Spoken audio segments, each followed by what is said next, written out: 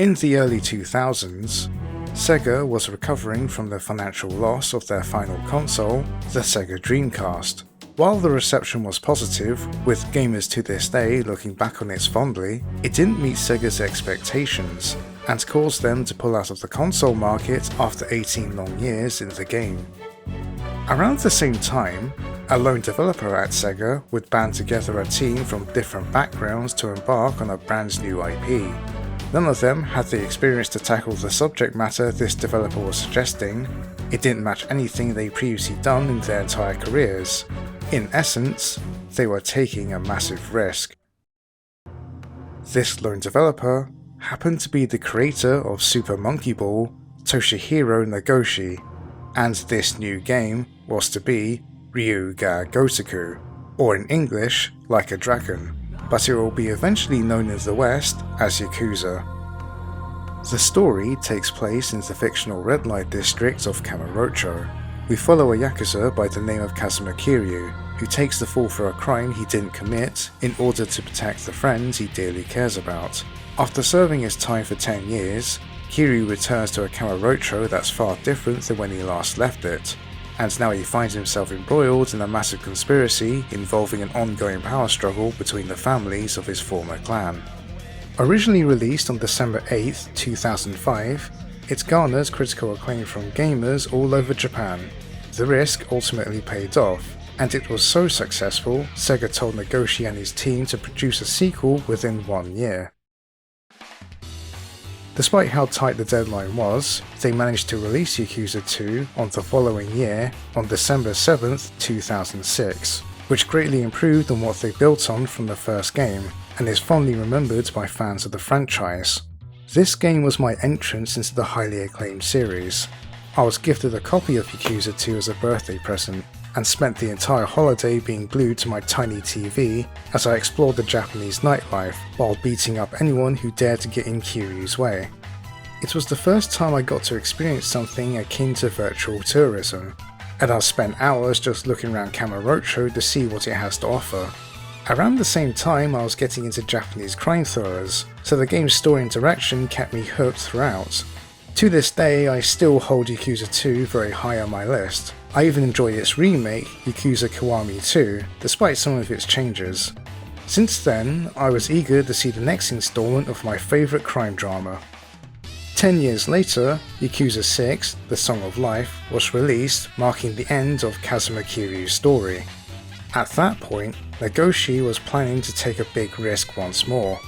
He wanted to show Kamurocho through a different perspective that's separate from the underground life of a Yakuza. So he decided to go for a private detective, which also means coming up with a new protagonist. That game happened to be Judge Eyes, or in the West, Judgment. A mystery crime thriller that follows disgraced lawyer turned detective Takayuki Yagami, as he investigates a set of gruesome murders that have occurred across Kamurocho.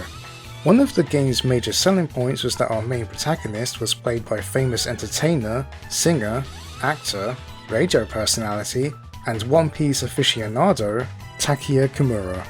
When I first heard about this, my initial reaction was, wait, the bloke from SMAP? Him? I'm exaggerating, of course. I already knew him from his acting work in shows like Mr. Brain and I'm Home. I didn't know he was part of SMAP, let alone the face of the band, till much later.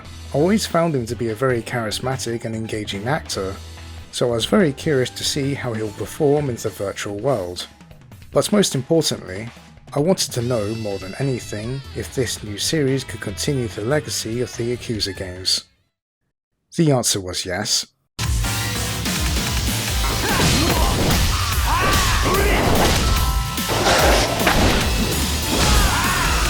Judgment was released in Japan on the 13th of December 2018, with a Western release following June 25th, 2019. Then its sequel, Lost Judgment, came out 3 years later on September 24th, 2021. Both games eventually came out to PC September 14th, 2022. While I played Judgment, I was immediately hit with the same excitement I had when I first played Yakuza 2. Then, when Lost Judgment came along, It blew the previous entry out of the water with its massive improvements in core gameplay, along with some welcome additions. It actually reminds me of the jump between Yakuza 1 and 2. So much so that I actually ranked Lost Judgment as high as Yakuza 2 in my list.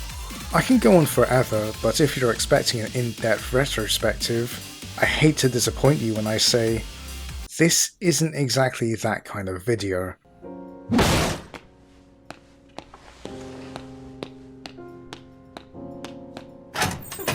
After its successful launch, it turns out that RGG and Sega were having problems continuing the franchise because of the agency that represents its main star, Johnny and Associates. They're very notorious for their control over their talent, not just with publicity, but with likeness rights as well.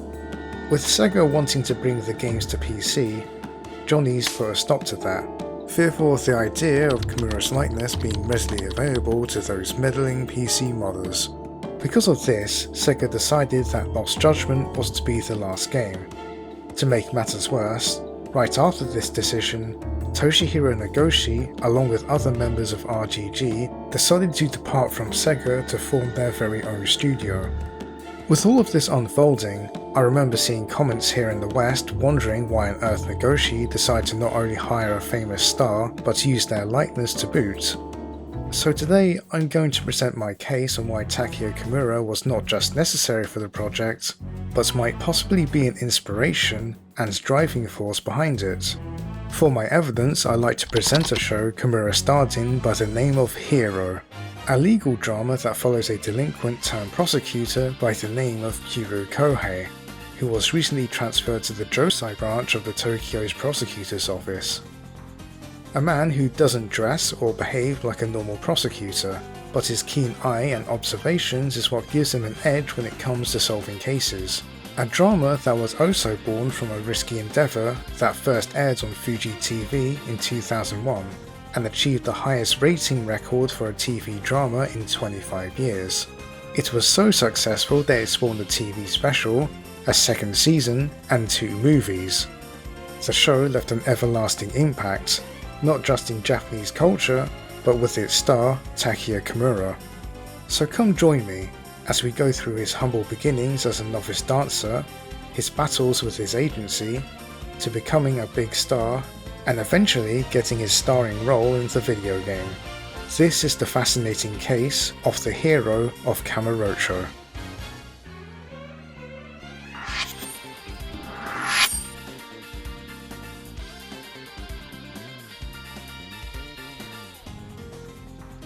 This is a documentary and retrospective that's made for educational purposes, which makes this fall under the fair use laws of the UK and United States.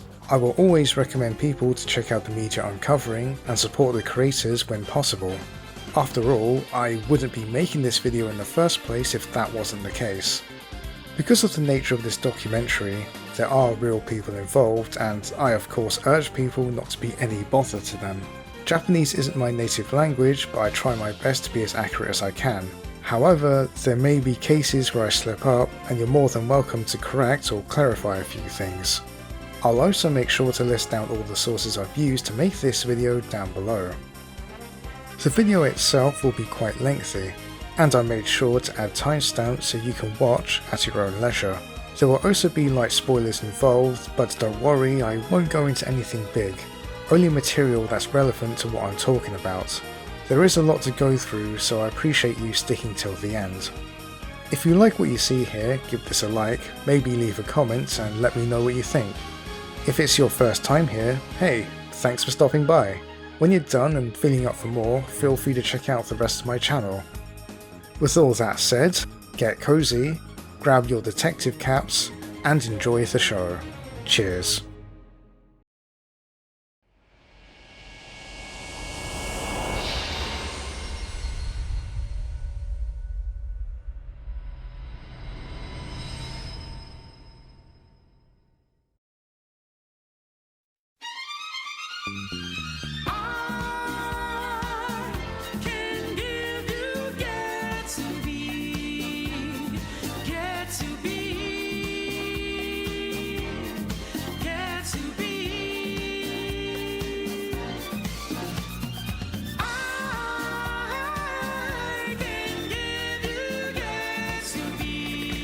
きにやっちゃって。ギャッツビームービングラバー。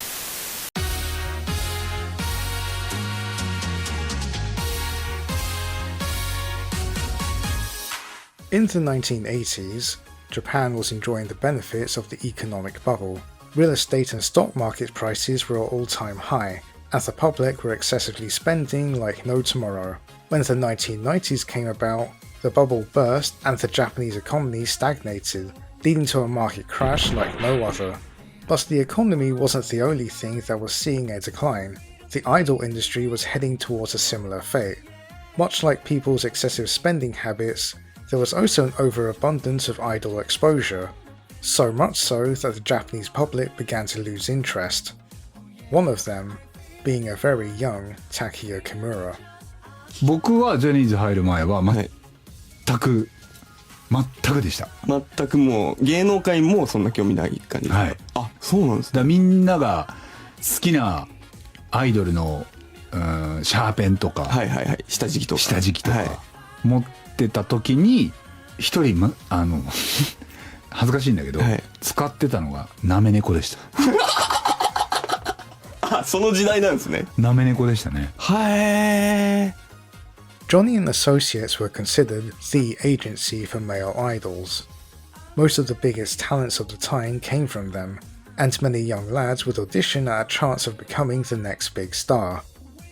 僕は一切自分というなりたいとか、はい、だから履歴書も送ってないし、はい、送ったのなんかおばさんだし、はい、でしかも勝手に送ってたし、あ、もう何にも言わずに、何にも言わず、はい、で連絡がやたら来たんですよ、はい、ジャニーズから。ああ、はいはいはいはいはい。で3回バックれましたからね。すげえ。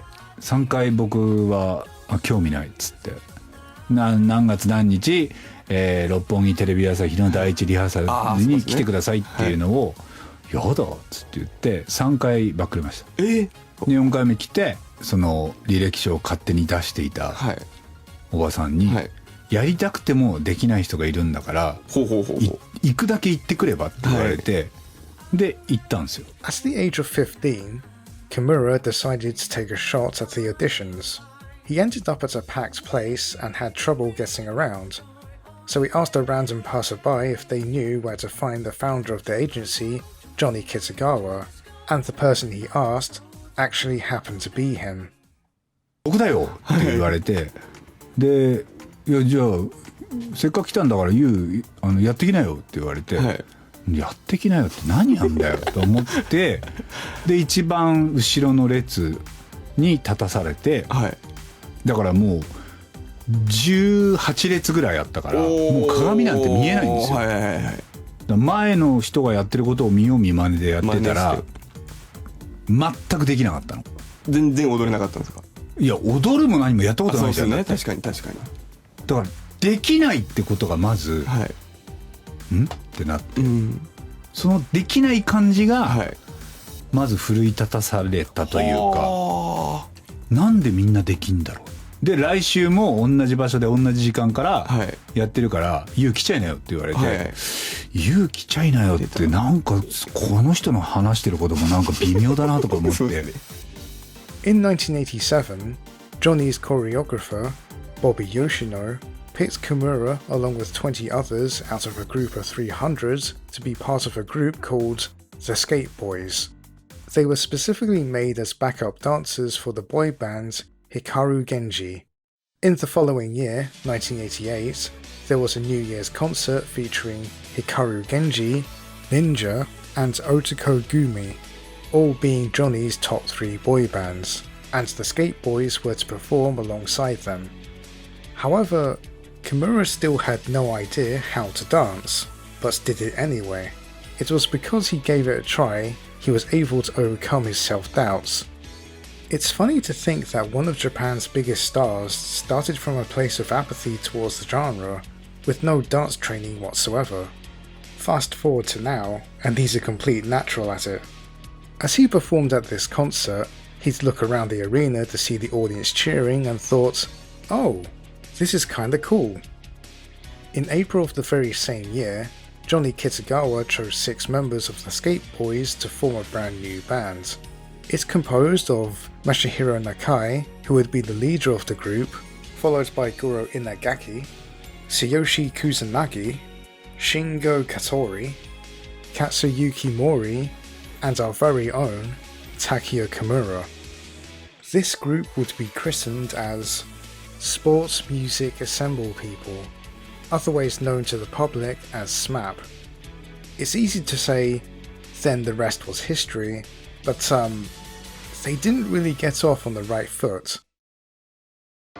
They were just coming in as the idol industry was pretty much falling apart, with that era being dubbed as the Idol Ice Age. Even their debut event in 1991 was legendary because a typhoon hit Japan on that very day, drenching everyone at the outdoor event. And if that wasn't enough, the rain damaged the microphones along with the sound system. The press conference wasn't much help either, with the press not bothering to ask a single question, pretty much giving them the cold shoulder. For their first live concert, they were shocked to find the stadium close to being empty. Their debut album, SMAP 001, didn't fare much better either, only barely peaking at number 14 in the charts. They actually didn't have a manager until a year later, where office worker Michi Iijima was suddenly offered the position of manager, despite her not having any managerial experience. Considering the fact that they were an unruly bunch of hot-blooded delinquents that caused nothing but trouble behind the scenes, the company definitely gave up on them. It's kinda crazy how close they were to being disbanded. During all of this, Kimura was still not that enthused about the industry. He actually looks down on it. In fact, he was still going to school and looking into other avenues, one of them being the world of acting. In 1989, at the age of 17, he came into contact with longtime film and theatre director Yukio Ninagawa, a man that Kimura often credits as the inspiration to pursue a career in acting. Ninagawa was a director who believed that everyone had the potential to be a great actor, especially idols. He held a strong passion for the arts, and even in his dying days he was still directing from his wheelchair. Through him, Kimura participated in the stage play The Guide Dog, where he finally realised the potential of the entertainment industry. And fortunately, Ninagawa wasn't the only one to notice Kimura's acting potential. SMAP's newly appointed manager, Michi Iijima, had an uphill battle ahead of her. She was not only to save them from getting the axe, but somehow find a way to make them more appealing to a dwindling market. So she decided to spread their presence by booking them on variety shows as a way of showing off their personalities, taking advantage of the fact that they didn't behave like your typical idols. When she saw Kimura take up acting, she decided to get him a role on a live-action adaptation of the manga Asunaro Hakusho, a coming-of-age story that follows 5 university students who form a close friendship. Because of Kimura's performance, it started getting eyes on SMAP itself, and essentially saving the group from its demise. With a new surge of popularity, the group's leader, Masahiro Nakai, decided to hit the iron while it's still hot, and pushed for the idea for the group to host their very own variety show. That way, they'll be able to showcase each member's unique personalities to the public. This show will eventually become SMAP SMAP. Originally aired from 1996 to 2016, the show would consist of skits, talk shows, cooking, and finishing off with a live performance. This marks the first time in Japanese history for an idol group to independently host their very own variety show. My favourite segment would be SMAP Bistro, where 4 of the members would cook for a special guest, while their leader, Nakai, would conduct the interviews. I'm honestly impressed by their cooking skills, and I'm also surprised by the guests who would make an appearance. From rising star Sota Fukushi of Kamen Rider Forze fame to Nicolas Cage? Here's a clip of Kimura winning a wrestling contest against none other than Hugh Jackman. All of this allowed the members to show their personalities, with Kimura being the highlight, leading him to become the face of SMAP. not just because of his good looks, but his never-ending well of charisma. He was balancing between SMAP and his acting career. There were times where when he was done filming for a drama, he'd head straight to the studio to film an episode of the variety show. なんかどう自分が存在していいのか分かんなかったですね。いやだから9時からはロングバケーションっていう、まあ、内容のドラマをやって、それが終わった直後に田村正和さんのモノマネとかをもうやらせてもらってたんですよ。松田優作さんの探偵物語をなんか真似させてもらったりとか、それこそピンクのプードルになったりとかしていて、もうねどう存在していいか分かんなくて、しばらく戸惑いましたね。だってタイトルもねスマップっていう、そのこの間タモさんもおかしいだろこの番組タイトルっていう風に言ってくれてましたけど、Surprisingly, where they excelled the most was their comedy. The quality of their skits rivaled that of other established comedy shows. Even professional comedians were somewhat concerned that their biggest competition was a boy band. They were especially taken aback by Kimura with his sense of humour and comedic timing, and I don't blame them.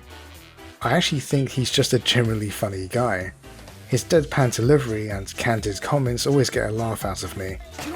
さっき本番始まる前に前室で一人で座ってたらコーヒーを配る人と間違えられてた。It was the longest running show to grace Japanese TVs, with one of their episodes getting close to 32.4 million viewers during its airing. So to say it was successful would be an extreme understatement, and it would pave the way for future idols to do the same. Despite SMAP's ever-increasing popularity, not everything was happy under the surface. In the very same year that their variety show debuted, Mori Katsuyuki left the group. The vice president of the company and Johnny Kitagawa's sister, Mary Yasuko Fujishima, allegedly put pressure on the media outlets to stop sharing images of the ex-member, effectively unpersoning him and giving the impression that SMAP were 5 members the entire time. Unfortunately, this is usually the norm when it comes to the entertainment industry. Idol agencies even to this day are very strict with their talent, making sure to check over what they say and do in public, even restricting them from having normal relationships. After all, they're selling you an idea, a persona that's pure and incorruptible. It's better to sell something that's more safe than troublesome. But what they didn't take into account at the time was Takeya Kimura. He wasn't your typical idol. He was actually quite outspoken about the poor treatment of idols underneath the grueling demands of these talent agencies. He couldn't abide by what he saw was unfair exploitation and infringement of human rights. Kimura, who, keep in mind, had no interest in the industry in the first place, was more of an outsider. He wasn't afraid to talk about all kinds of aspects of his life, even admitting that he had a steady girlfriend. Yet despite all the warnings he received from those up top, he went forward and announced his engagement to follow pop idol Shizuka Kudo. Because of this, Johnny's decided to leave him out to dry and fend for himself whenever he or his fiancée got hounded by the press. It was even reported that the vice president of the company, Mary Fujishima, was strongly opposed to the marriage, even shouting at Kimura to give up on Kudo.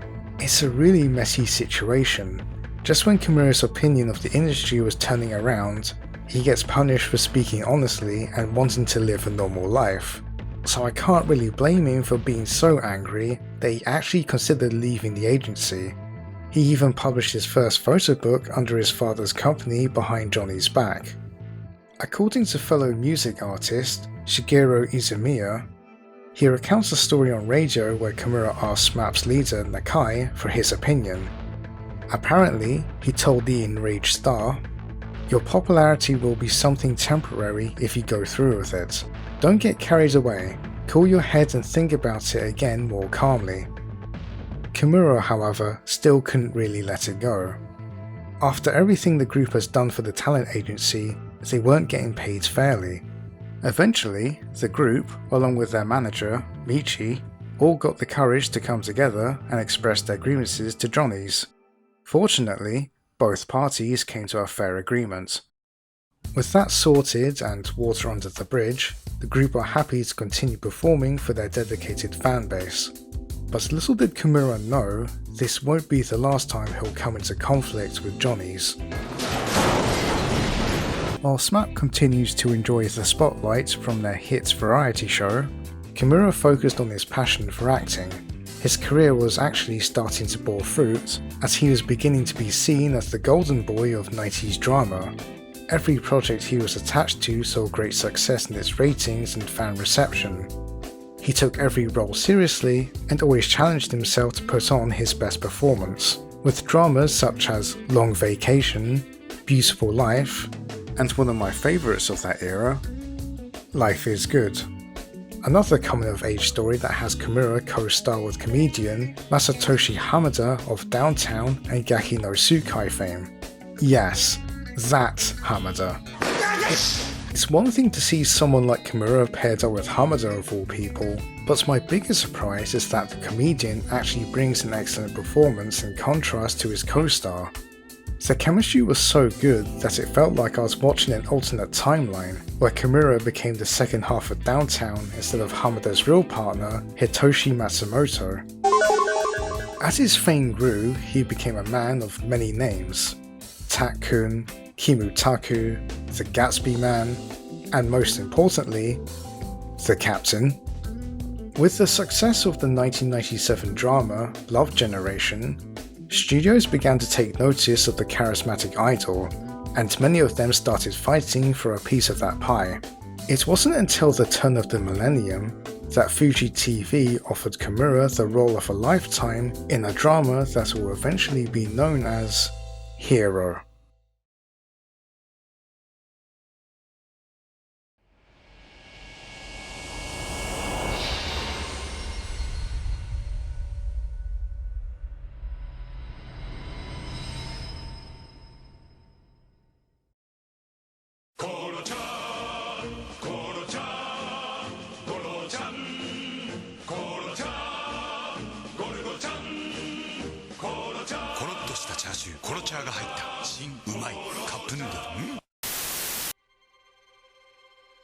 In the early 2000s, Takeya Kimura was approached by Fuji TV producer Takashi Ishihara along with director Masayuki Suzuki with the proposal to create a drama with Kimura at the center. They codenamed this the 2001 Kimutaku project. They wanted him on board from the start, so much so they signed him on without having an actual story prepared. In fact, they didn't have any ideas at all until the eventual meeting with their leading man. As the talks continued, they eventually narrowed down 3 roles for Kimura to play. The director, Masayuki Suzuki, recounts how the actor would just glare at him throughout the meeting without blinking an eye, causing him to feel quite intimidated. Eventually, they all agreed on developing a drama centered on a public prosecutor. They didn't want to make another police or detective show, since that genre was already saturated enough. Around the same time, there was a police drama that was also produced by Fuji TV called Bayside Shakedown. It was a massive hit, so they definitely didn't want to overlap it. Aside from Kimura, they had their eyes on actress Takako Matsu to be the female lead, someone Kimura has already worked with before in the drama Long Vacation, and then a year later in Love Generation as co-stars. It was in fact their excellent chemistry that helped with the success of the latter, leaving an everlasting impact in the audience minds. With both actors locked down, along with a basic concept, they needed to craft a solid script for this project to lift off. The first writer who came on board was Otake Ken. According to Suzuki, on the day they needed to finish the scripts for the pilot episode, Ken only finished 2 scenes. It seems as if the pressure of coming up with a story for an ambitious show got the best of him, and he ended up crying while writing the script. Because of this, they ended up having to go through a long list of writers, all of them apparently not doing any better. Suzuki started having the dire feeling that this project is slowly becoming a sinking ship before even embarking. A lot of the production team were feeling very uncertain. The script was extremely delayed. All they had was the goal of making a drama specifically for Takeya Kimura. They eventually came across a newcomer by the name of Yasushi Fukuda, and he was asked to write the show starting from episode 2. There's claims that Otake Ken did finish the first episode, but I couldn't find anything concrete. When we get into the show itself, it definitely felt as if Fukuda was brought in to finish the script of episode 1 and continue from there. Fukuda felt like Fuji TV was nagging him as if to say, "I don't care who you are, in any case you have to write the script for us or we're in serious trouble." So he pretty much did what he was told. The only problem was, he had no experience writing a comedy, romance, or anything involving the law. He mentioned in an interview that he was brought in during a turbulent time. Everything was either done halfway or rushed, and it gave him the impression that this project was doomed to fail. Suzuki was also having similar doubts. He talked about how the production team was giving it their all, but he ended up feeling very isolated and alone. Probably from all the pressure he put on himself from taking on such a large risk. At one point, he even asked himself, is it really okay for Kimura to star in this drama? However, they had no choice but to press on. They locked down their 2 leads along with their fictional counterparts. Takeya Kimura is to play prosecutor Kiru Kohei, with Takako Matsu supporting him as his paralegal, Maiko Amamiya. As for the rest of the cast, they decided on using fairly unknown stage actors. The director wanted to approach the story akin to a stage play that focused strongly on the dialogue. So we ended up with the following crew to represent the Josei branch of the Tokyo's prosecutor office. We have Hiroshi Abe as Mitsugu Shibayama, Nene Otsuka as Mitsuzu Nakamura, and Masanobu Katsamura as Tatsuo Agami. For their paralegals, we have Fumio Hinata as Takayuki Setsugu, and Norito Yoshima as Kenji Endo. To round this cast off, we have the head of Josei, Yutaka Ishimaru, played by Takuzo Kodono. The music was composed by Takayuki Hattori, who previously worked with the producer Takashi Ishihara in a movie called Welcome Back Mr. McDonald. In an interview, Ishihara asked Hattori to come up with a catchy main theme that's reminiscent of American detective shows from the 1970s, something along the lines of Charlie's Angels or $6 Million Man. Admittedly, he wasn't sure how to compose music for a drama starring public prosecutors. There wasn't really anything like this before, and he had trouble thinking up themes to differentiate between lawyers and prosecutors. Eventually, he imagined court scenes while composing the main theme, and I have to say, it turned out really well.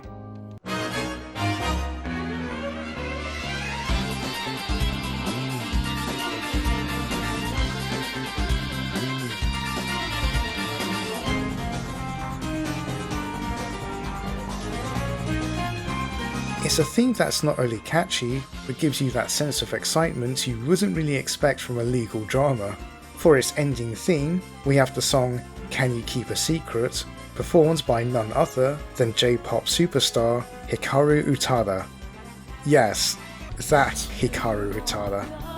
The story follows delinquent turned prosecutor Kiru Kohei, as he solves cases for the Tokyo Prosecutor's Office. He doesn't act or dress like your typical prosecutor, but his instincts and perception allows him to pick up clues no one else has bothered to consider.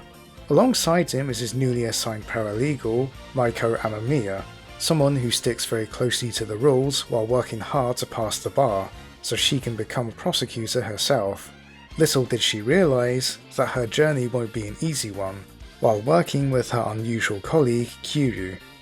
With all the puzzle pieces lined up together, they managed to produce 11 episodes, each of them being around 50 minutes each.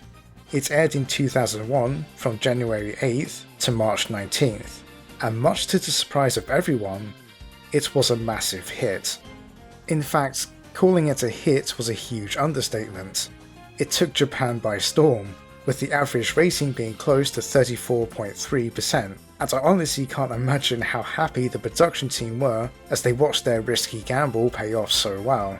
The writer, Yasushi Fukuda, said that even he was surprised by what he was capable of when he wrote the screenplay, and the drama pretty much changed his life.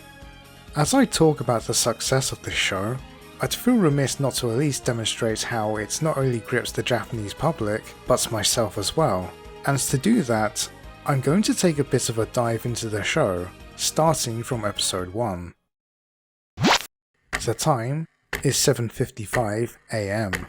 We watch vans position themselves on the road, and the scene is dispersed with close-ups of each of our prosecutors preparing themselves for the sensitive task ahead. The clock ticks over to 8 AM, as the vans throw their doors open as men in suits pile out to take part in a police raid. The press report that it's January 8th, and the authorities are on their way to arrest Congressman Misaki under the charge of corruption. The arrest itself is led by the Josei branch of the Tokyo's prosecutor's office. The two men in charge of the raid is Mitsugu Shibayama and Tetsuo Igami, backed up by their paralegals, Kenji Endo and Takeyuki Susugu. Meanwhile, the congressman's arrest is made by the chief of the Josei branch, Yutaka Ishimaru, accompanied by prosecutor Mitsusu Nakamura and paralegal Maiko Amamiya. Episode 1 throws us straight into the lion's den with the Josei branch having to contend with a corrupt politician who's accused of bribery. The intro actually does an excellent job of selling us the idea that we're following a bunch of public prosecutors. We learn a bit about our supporting cast, what entails in their profession, the setup to the overall case, and some nice touches of world building, all capped off with the introduction of our main character, Kiryu Kohei. The entire intro is 7 minutes long, and it's incredible how they managed to fit in so much without feeling so bloated. What immediately stood out to me is how natural the dialogue was. It's as if we're watching ordinary people go about doing their job. When it came to the exposition of Kiryu Kohei being the new prosecutor transferring in from Aomori, it was masterfully woven into the character's idle chit-chat. We really do get a good idea on who these people are and their relationships with each other, even demonstrating this weird hierarchy where the paralegals are treated like slaves. The pacing and direction is incredibly spot on. I especially love how they subtly set up the contrast between the supporting cast of the Josei branch and Kiryu Kohei right off the bat. While the hectic scenes of the prosecutor's raid are front and center of the narrative, it's often interrupted with these calm and quiet moments of Kiryu moving into his new apartment, even to the point of being very abrupt. The fact that our first look at Kiryu has him watching the shopping channel adds a whole lot to the show's charm. もしもし今テレビ見てるんですけどはいその、腰くねくねくねくねさせるやつそれ欲しいんですけど白いいや黄色でいいですいいですはいクリュウ久しい利口な生き方はいクリュウ公平です公の平 It's telling us that we're dealing with someone outside the norm, and trust me, you're going to be seeing this channel pop up from time to time. After the show's excellent opening, the ball really gets rolling as we're fully introduced to paralegal Maiko Amamiya. It's here we learn that she wants to become a prosecutor herself, despite all the hardships that await her. I personally think Amamiya makes for a great audience surrogate, not just in the legal world, but for our main protagonist, Kiryu Kohei. We also get to see how this branch interacts with each other, and once again it just feels so natural. Despite the short time we had so far, you'll already get a good impression of their personalities. Their first meeting with Kiryu is absolutely hilarious, because he came into work wearing jean overalls, which in turn made everyone believe he was the television repairman. Surprisingly, there's a lot of weight behind this joke. It speaks a lot for his character. Kiryu is essentially the everyman. Despite being a public prosecutor, he has the attitude of the blue-collar worker. When Amamiya inquires about his background, Kiryu admits that he's only a middle school graduate who never went to any university, but decided to take the district examination on a whim and actually managed to pass. This is the equivalent of a gamer skipping the tutorial, all the side quests and grinding, going straight to the final boss and winning. I really love how matter-of-fact Kiryu is while talking about this, completely unaware of how insane it sounds to everyone else. Kimura excels at portraying Kiryu as someone who seems aloof, but as we'll find out, there's a lot more going on under the surface. When it came to designing the office set, the art department went to interview a couple of real-life prosecutors. Much to their dismay, they've come to find that every office they checked out was dull and boring, so when they considered what kind of character Kiryu was, they had the opportunity to come up with something a bit more fantastical. A fairy tale version of a public prosecutor's office.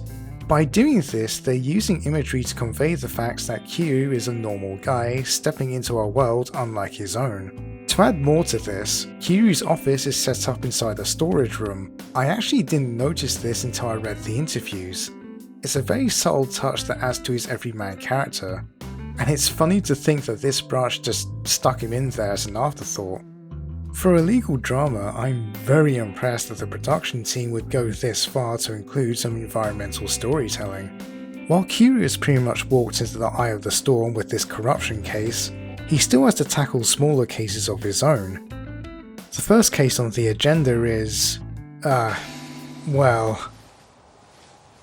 これ本当は取ったんじゃないの？だから違うってこれは買ったの全部使ったやつだよ。あるでしょそういうの売ってるとこ The panty thief, Tamura, pleads his innocence, claiming to be at home at the time of the crime, saying he wanted to record an anime that aired at 8 AM called Miracle Girl. So, yes, he's using anime as his alibi. With Tamura having a criminal record, women's underwear being acquired from his house, along with there being a big collection of, adult movies, things are certainly not looking good for him.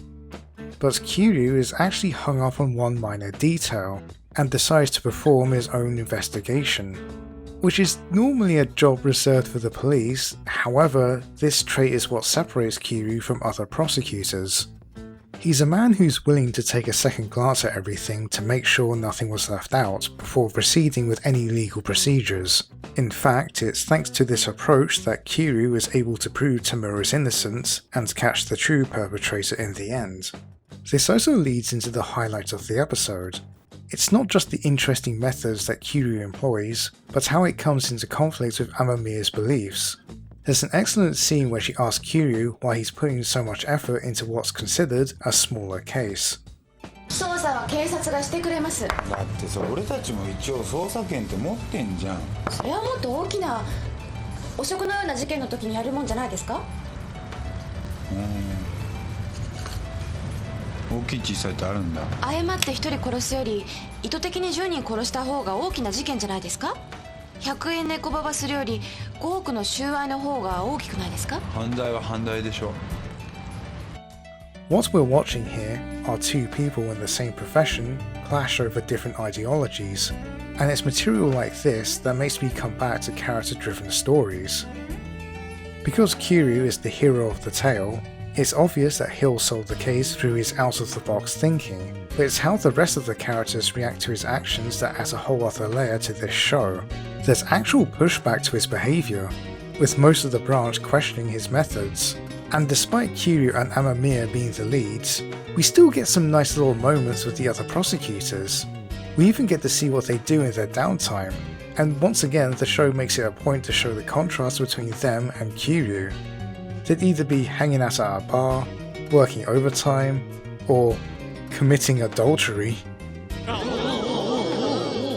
And meanwhile, Kiryu is sitting on his mattress, slurping up his noodles while watching the shopping channel.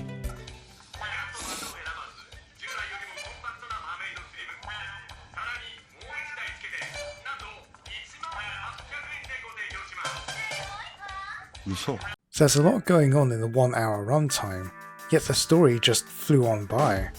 Its pacing was tight, I never felt bored, everything was perfectly balanced even down to its comedic tone. Most of its humour comes from our characters and their interactions. The most standout character is the happiest policeman here. He just looks so ecstatic to finally do some police work, and he actually pops up a couple of times throughout the show. It's a sign of great continuity. The solution to the corruption case is ingenious, tying both A and B plots together. And if you paid attention, you'll notice that they actually set up the twist right from the start during those first 7 minutes. When Kiryu notices oddities in clues or testimonies, it's the story signalling you to take notice. Even though, spoilers, they never revealed who the true panty thief is, that's not really the point the show is making. It's demonstrating that Kiryu has an unbiased approach to prosecuting.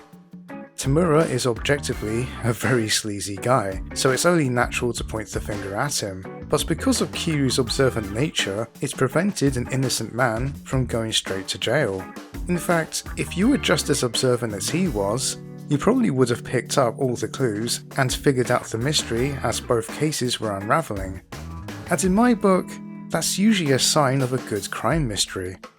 Of course, the only way to cap this episode off is with a little joke to make this story come full circle.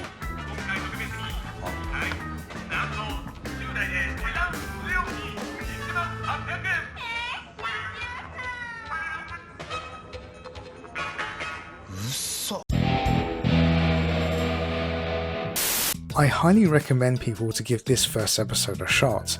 It's a masterclass on how to draw an audience into a new and original story. And considering how unheard of to make a drama based on public prosecutors back then, it's incredible how the production crew managed to pull it off. It does a great job of laying down the groundwork and keeping the audience up to speed on how the prosecution process works. The show doesn't come to a halt when it comes to exposition, instead it's naturally woven in through the plot and its characters. And those characters are definitely worth talking about. Throughout this episode you think Kiryu is acting aloof and quirky as a way to inject some humour, but everything he says and does has a purpose. His personality is a great contrast, not just to the rest of the cast, but the setting in general. He's the type of guy you'd have a beer with and never would imagine he's a public prosecutor. The running joke where he keeps getting fooled by the shopping network is a hilarious touch, especially when we find out how observant he really is. Amamiya is a perfect counterbalance to Kiryu, someone who's at the beginning of their career with a clear goal in mind, but her attitude of sticking strictly by the book is also what's holding her back, and with what's set up, it gets you invested in her growth. Having Takako Matsu to co-star alongside Takeya Kimura is excellent casting because their chemistry is on point. The supporting cast are all very intriguing as well. They're definitely very flawed people, but their interactions and discussions are highly amusing, especially when it comes to dealing with Kiryu. The writing is its greatest strength, and this quality stays consistent, if not even better as the show progresses. I actually find it hard to believe that Otake Ken finished episode 1, because it felt more like a Yasushi Fukuda script if anything. He may have written 1 or 2 scenes, but Fukuda came in to fill in the blanks while smoothing over a few things. Considering Fukuda had no experience in this genre, it's amazing what he was able to pull off. If you're not entirely convinced, I recommend at least checking out the next episode. It's at this point where I believe they start hitting their stride. Right off the bat, Kiryu is faced with his strongest opponent yet, a suspect who's actually exercising his right to remain silent. じゃあ氏名生年月日本籍言ってください。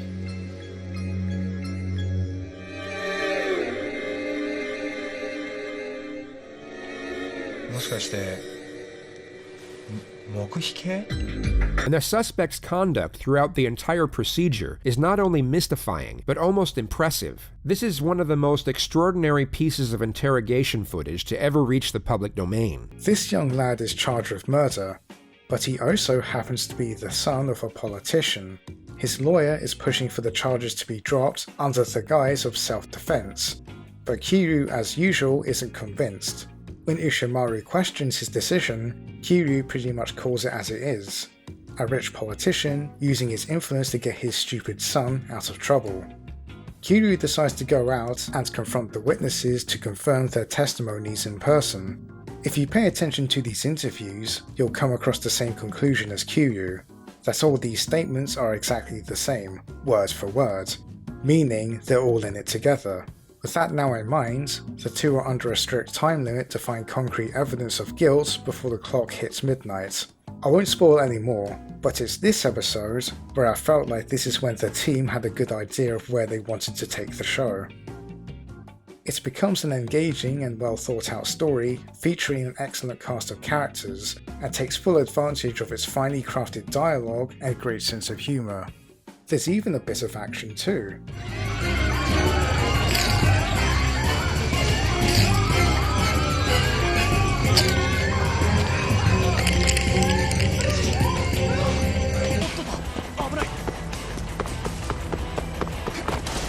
Each episode deals with a complex case Kiryu and the Josai branch have to solve, but the writing makes it clear enough to follow. There's even episodes where Kiryu is faced with a moral dilemma. Despite the serious nature of its subject matter, it's actually quite an uplifting and optimistic show. It actually reminds me a lot of Star Trek The Next Generation, even down to the main leads coming up with a rousing speech to save the day. They're also not afraid to shy away from the fact that the majority of the public aren't too fond of prosecutors or lawyers. It's actually the driving force of Shibayama's arc, who's obviously going through a midlife crisis, and he eventually comes to terms with being a prosecutor. It's a nice little story. In fact, each of the supporting cast has an arc of their own. As I mentioned before, they're all very flawed, but over time you start to realise that they're all generally good people. Ushimaru, the chief of the Josai branch, is someone who's very much a nervous wreck, especially when he's considering his career, but when push comes to shove, he stands by his prosecutors.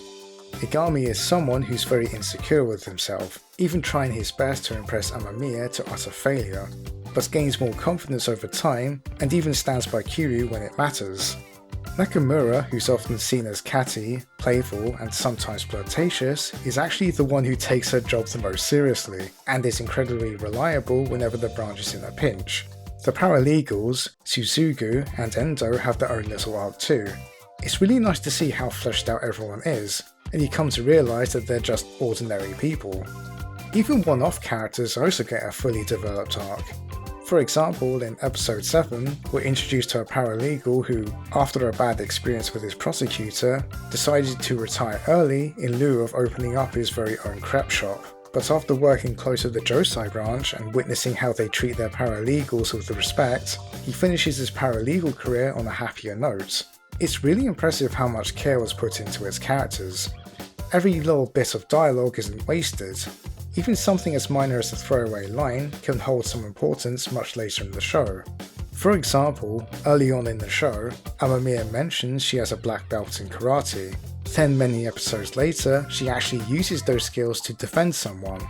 There's so many great setups and payoffs that the show rewards you for keeping tabs on everything. They made use of every bit of their characters down to their hobbies.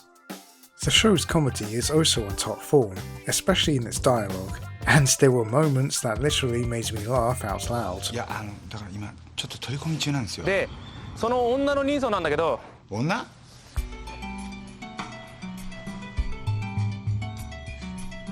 顔はね、ちょっと早く。早く。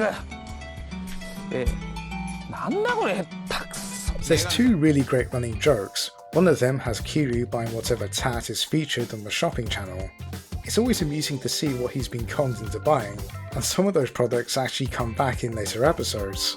The other gag is the mysterious bartender who works at the bar everyone socializes at. Whatever the customer asks for, he seems to have it. 案外言うとありますよ。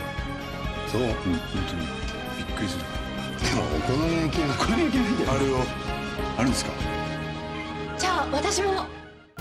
It would be a crime to not least bring up the musical score, wonderfully composed by Takayuki Hattori. It has a calming and somewhat cheerful ambience, while not being afraid to get intense when the story calls for it, each track being masterful at invoking the right mood.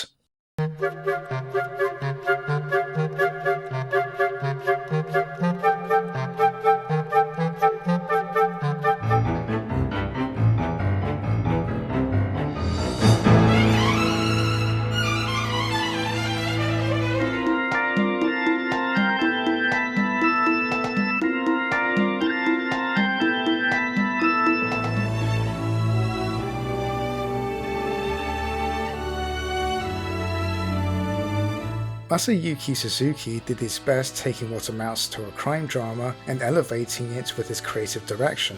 There's some very memorable shots unique to his directing style. I honestly can't tell you how much this scene here is burned into my mind.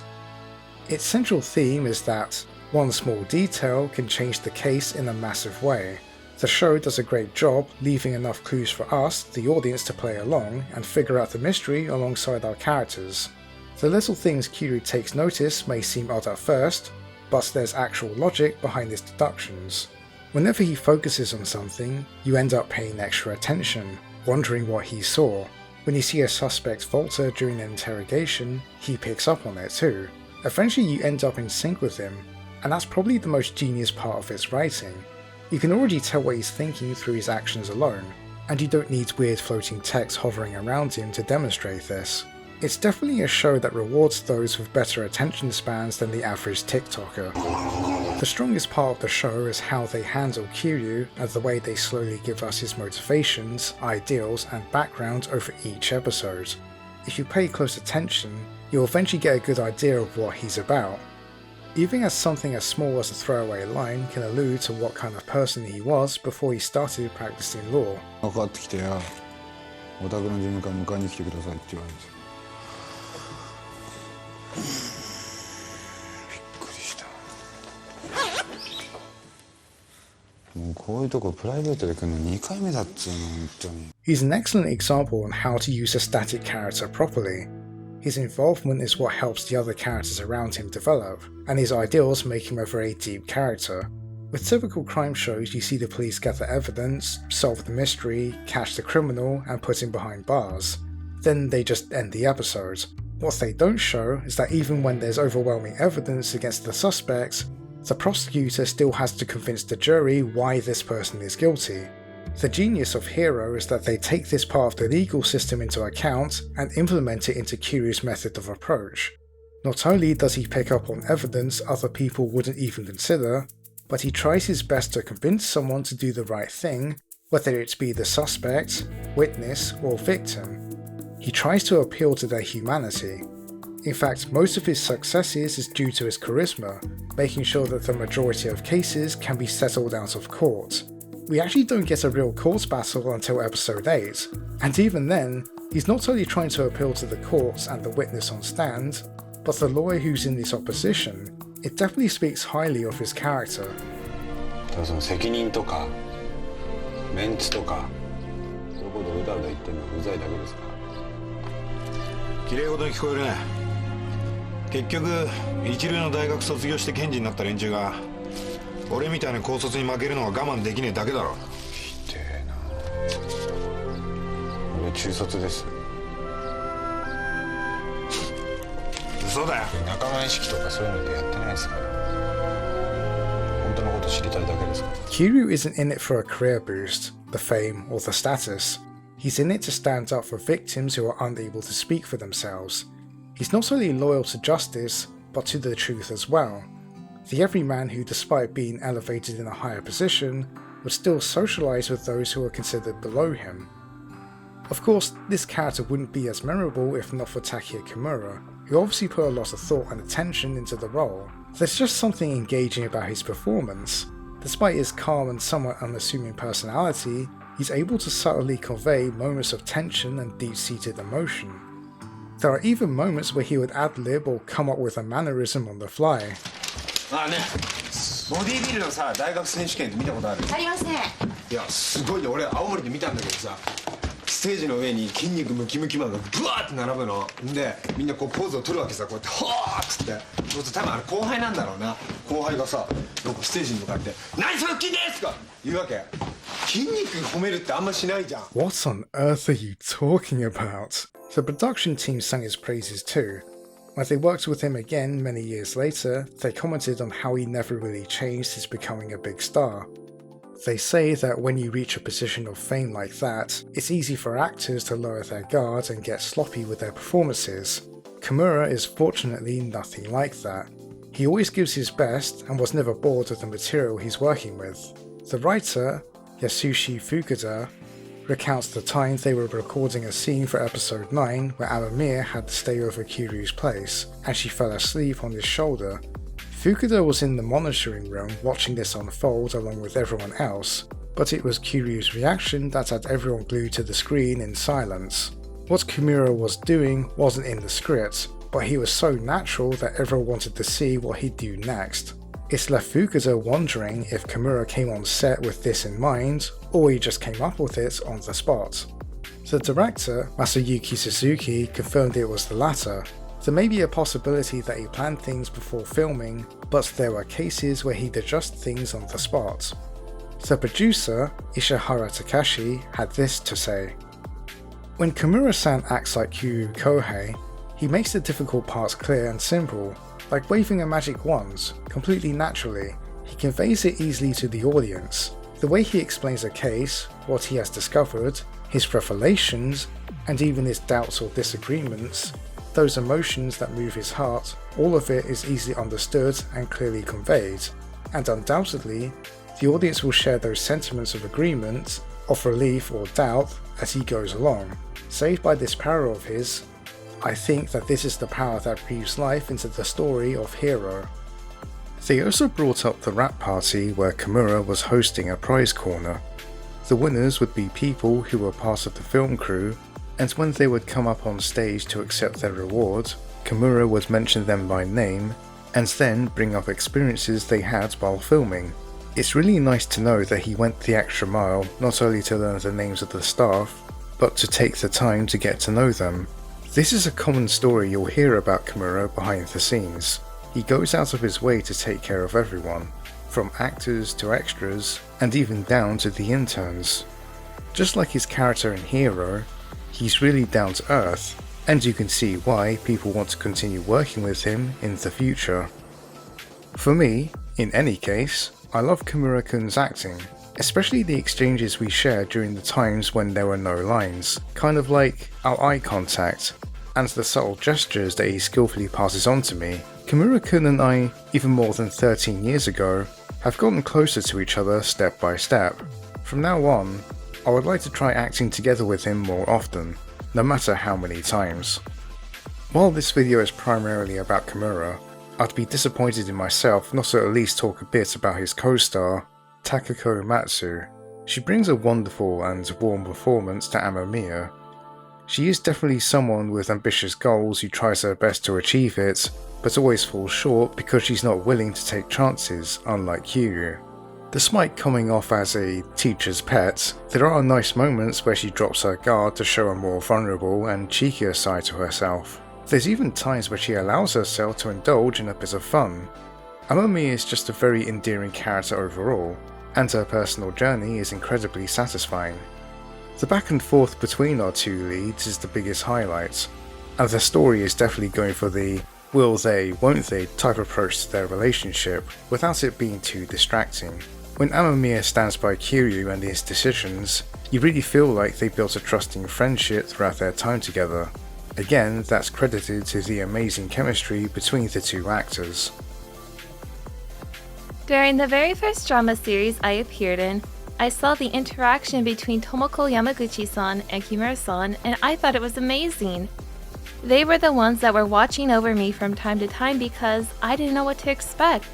I felt tense when I was with them because they were my seniors. It was like we were comrades, and I think we had a good chemistry. When I worked on the drama series, Hero, the guests changed every time. When a guest came on set, Kimura-san always asked, "What do you think about that person?" and observe them.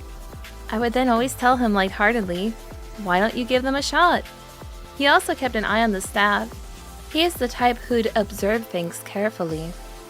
As I said before, Hero was a massive success for Fuji TV, so you think they capitalized on the hype and commissioned a second season. However, fans won't get news of a return till the announcement of Hero the movie 5 whole years later. Credit where credit's due. It's easy to fall into that trap of milking its success by running it into the ground, like we're seeing nowadays with streaming shows, but it's obvious that the production team wanted to take their time. A year before Hero the movie was to hit theatres in 2007, Fuji TV produced a TV special that's created as a lead-in to the film. Everyone is back on board again, including Takeo Kimura. This time, however, the team decided to take another risk. Not only are they putting Kiryu in a completely different setting, but they're also pairing him with a brand new supporting cast. Because of the aftermath of Season 1, Kiryu is transferred between towns in rural Japan. His latest move finds him in a small town in the Yamaguchi Prefecture, a town that hasn't seen a major crime in 11 years. During a town festival, a local police officer discovers a body in the ocean, and celebrations come to an end when it turns out that a murder has occurred in this peaceful town. To make matters worse, the main suspect is local businessman Akihiko Takita, a man who's very beloved in the town for his contributions and investments. The townspeople believe he's innocent, except for Kiryu. Now he's on a quest to not only find the truth, but also convince the populace that Takeda isn't all that he seems. The TV special is an excellent return to form. The story does a great job of putting Kiryu in a completely different environment while keeping the core concept of the show intact. They even make sure to reiterate the main message that one small detail can change a case. Not only does it help the returning audience get back up to speed, but it also eases in newcomers to the franchise. It's really interesting to see Kiryu work with a brand new prosecution team who actually has no experience dealing with a murder case. The highlight, of course, being the relationship between he and his new paralegal, Yasushi Sugaru.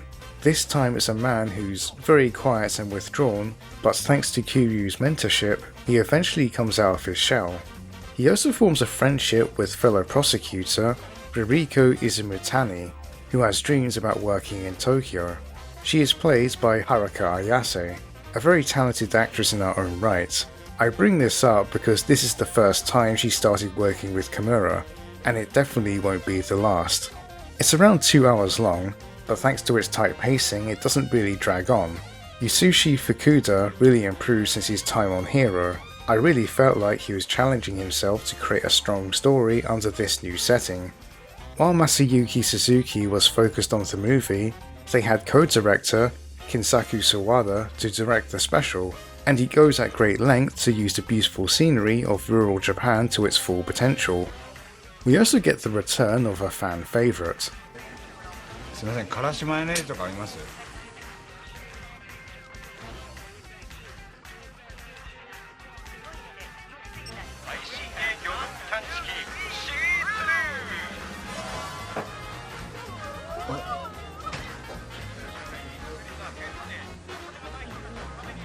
あるよ。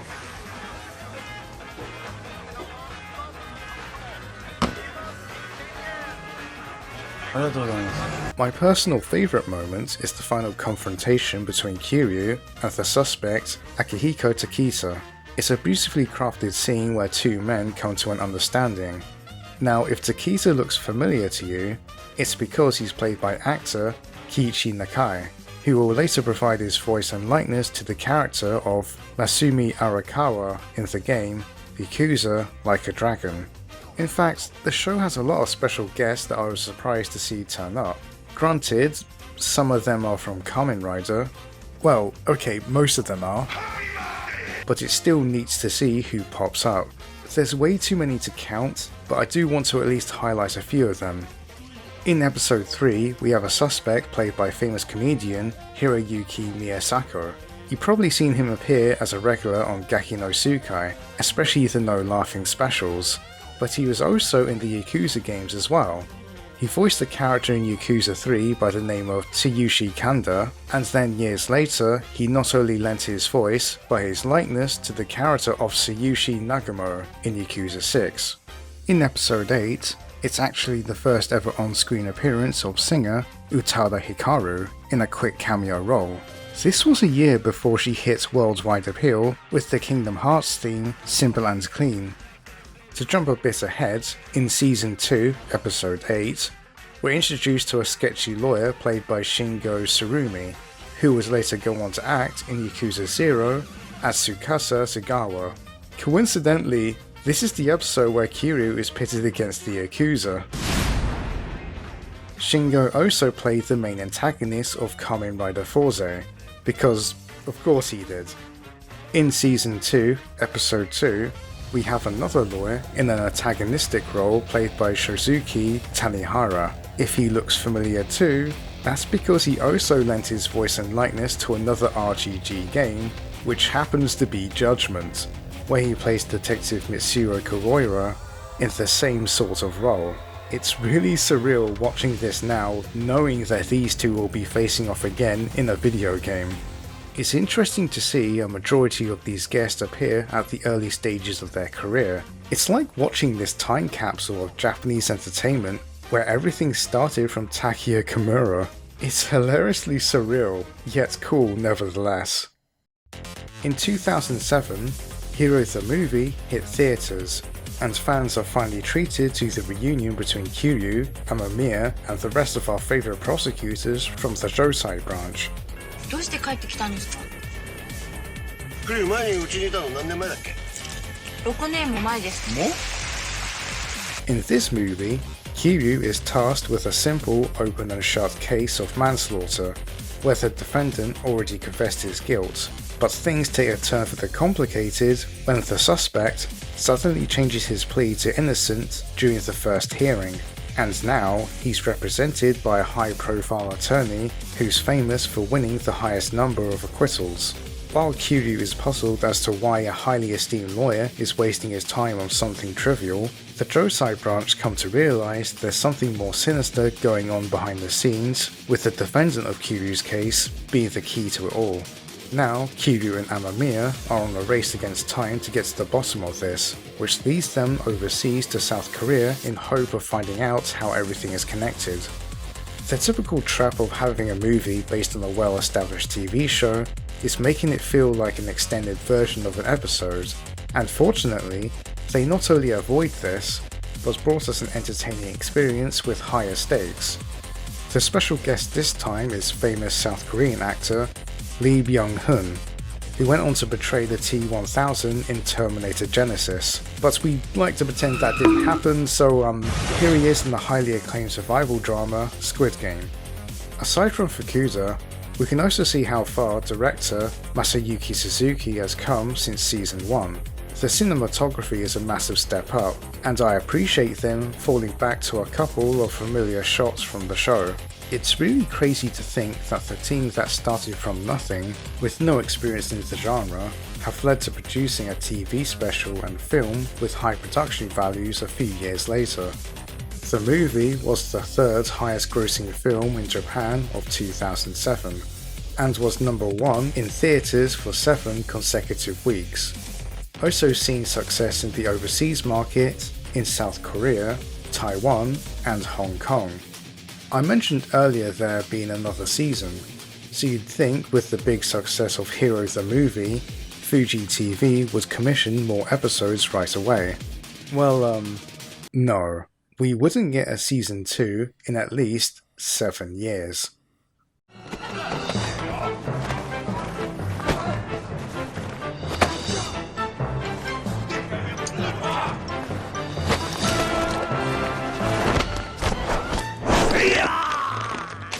Hero makes its return to television in 2014, airing from July 14th to September 22nd. The production team is back again alongside Takeya Kimura in the main lead. This time they took inspiration from the TV special and decided to have a brand new cast taking the place of the original in the Josai branch. That way, they're able to tell newer stories and it makes for some creative interactions between them and Kiryu. It's nice to see that the original cast have moved on to bigger and better things. Well, almost all of them. Yes, our favourite paralegals, Setsugu and Endo, seem to have stayed behind, which makes this scene from season 1 even more funnier looking back on it now.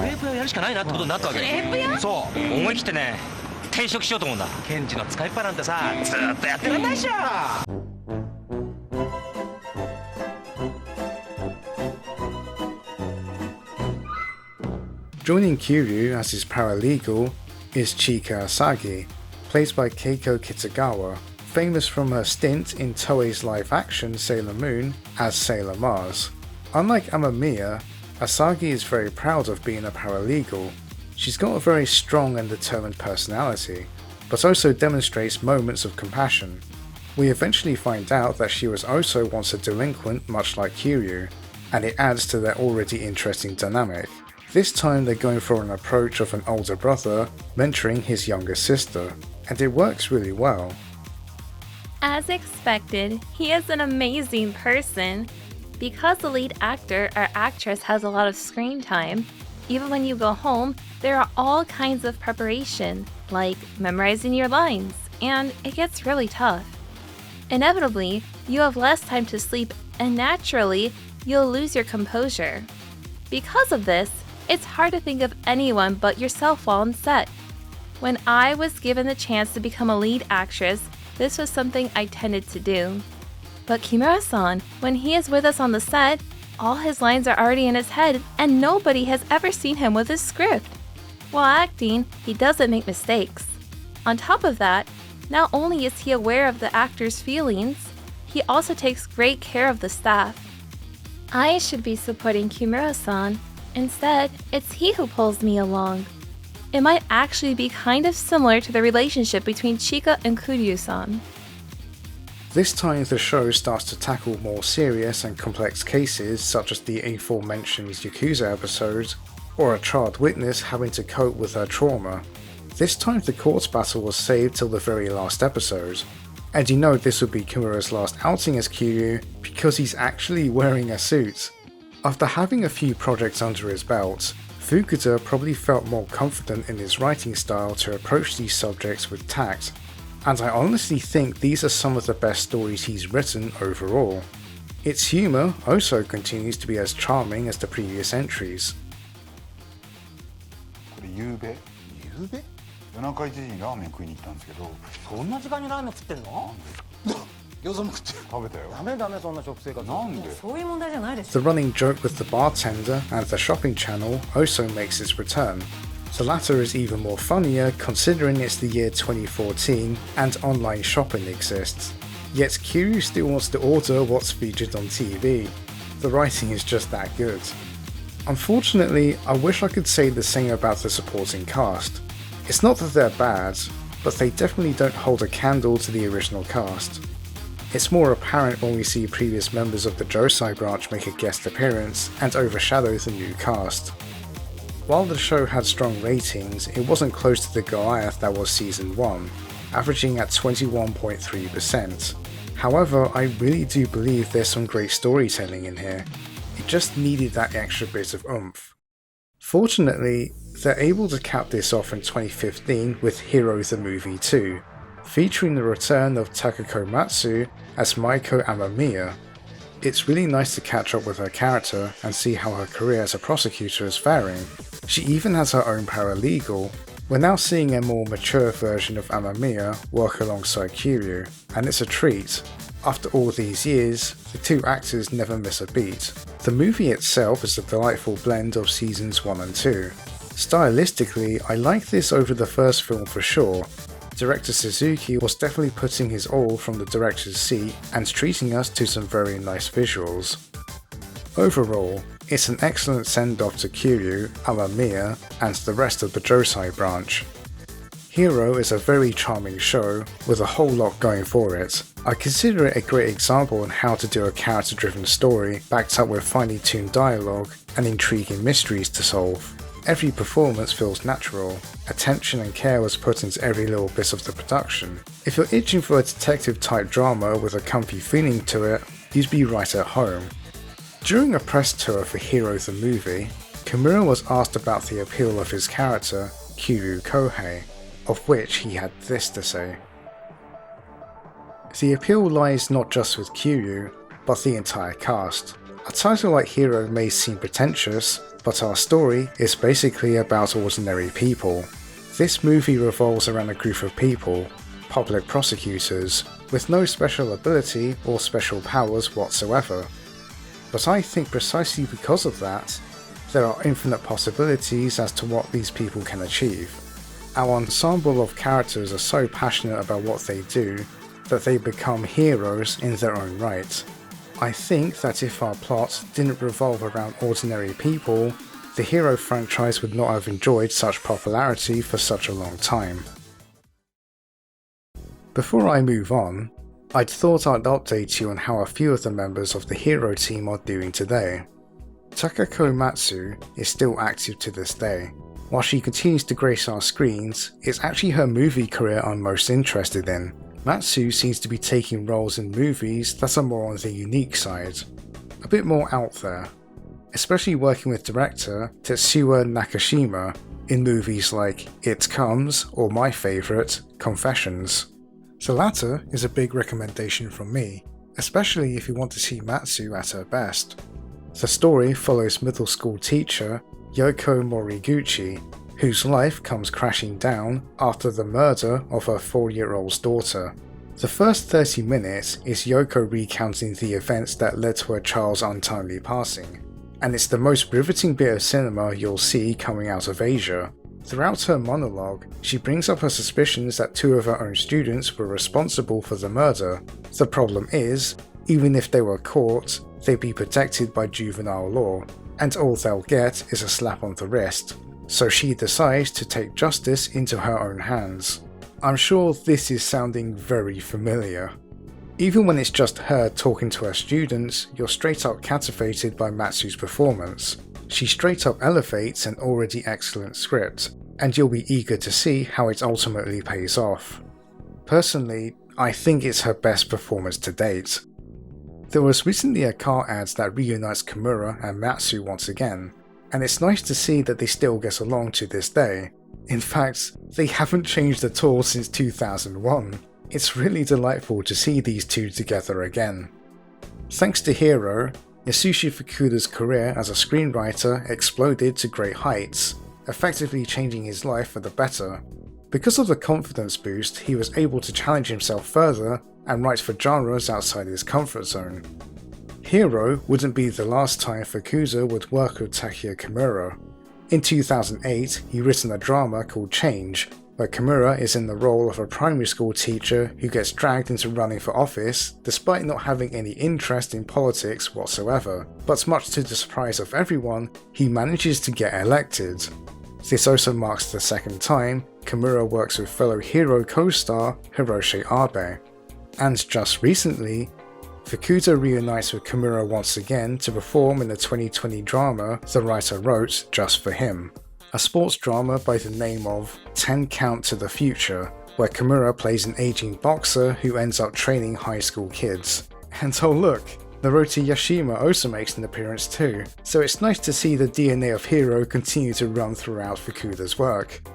The director, Masayuki Suzuki, went on to have a good career in film and television, most notably directing the live-action adaptation of the manga Radiation House. In 2019, he reunites with Takeya Kimura to work on the movie Masquerade Hotel and its sequel Masquerade Night. The story follows a detective named Kosuke Nita, as he has to go undercover at a hotel to prevent a murder.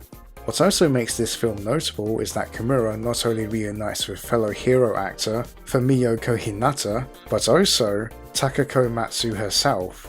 Now, I won't spoil too much, but I find the use of these two very interesting this time round, and let's say Masayuki has a very twisted sense of humour. It's wild to think that Hero was close to falling apart before they even filmed the pilot. Fast forwards to today, and it's still considered a beloved part of Japanese television, a show that was birthed from a risk with everything going against it and managing to surpass everyone's expectations, all thanks to hard work and passion. It's really nice to see that even when it's over, the creators still look back on it fondly enough to keep working with the actors involved. Maybe one day we'll see this team reunite once more to create something special, but until then, we'll enjoy the work they put their heart into all those years ago.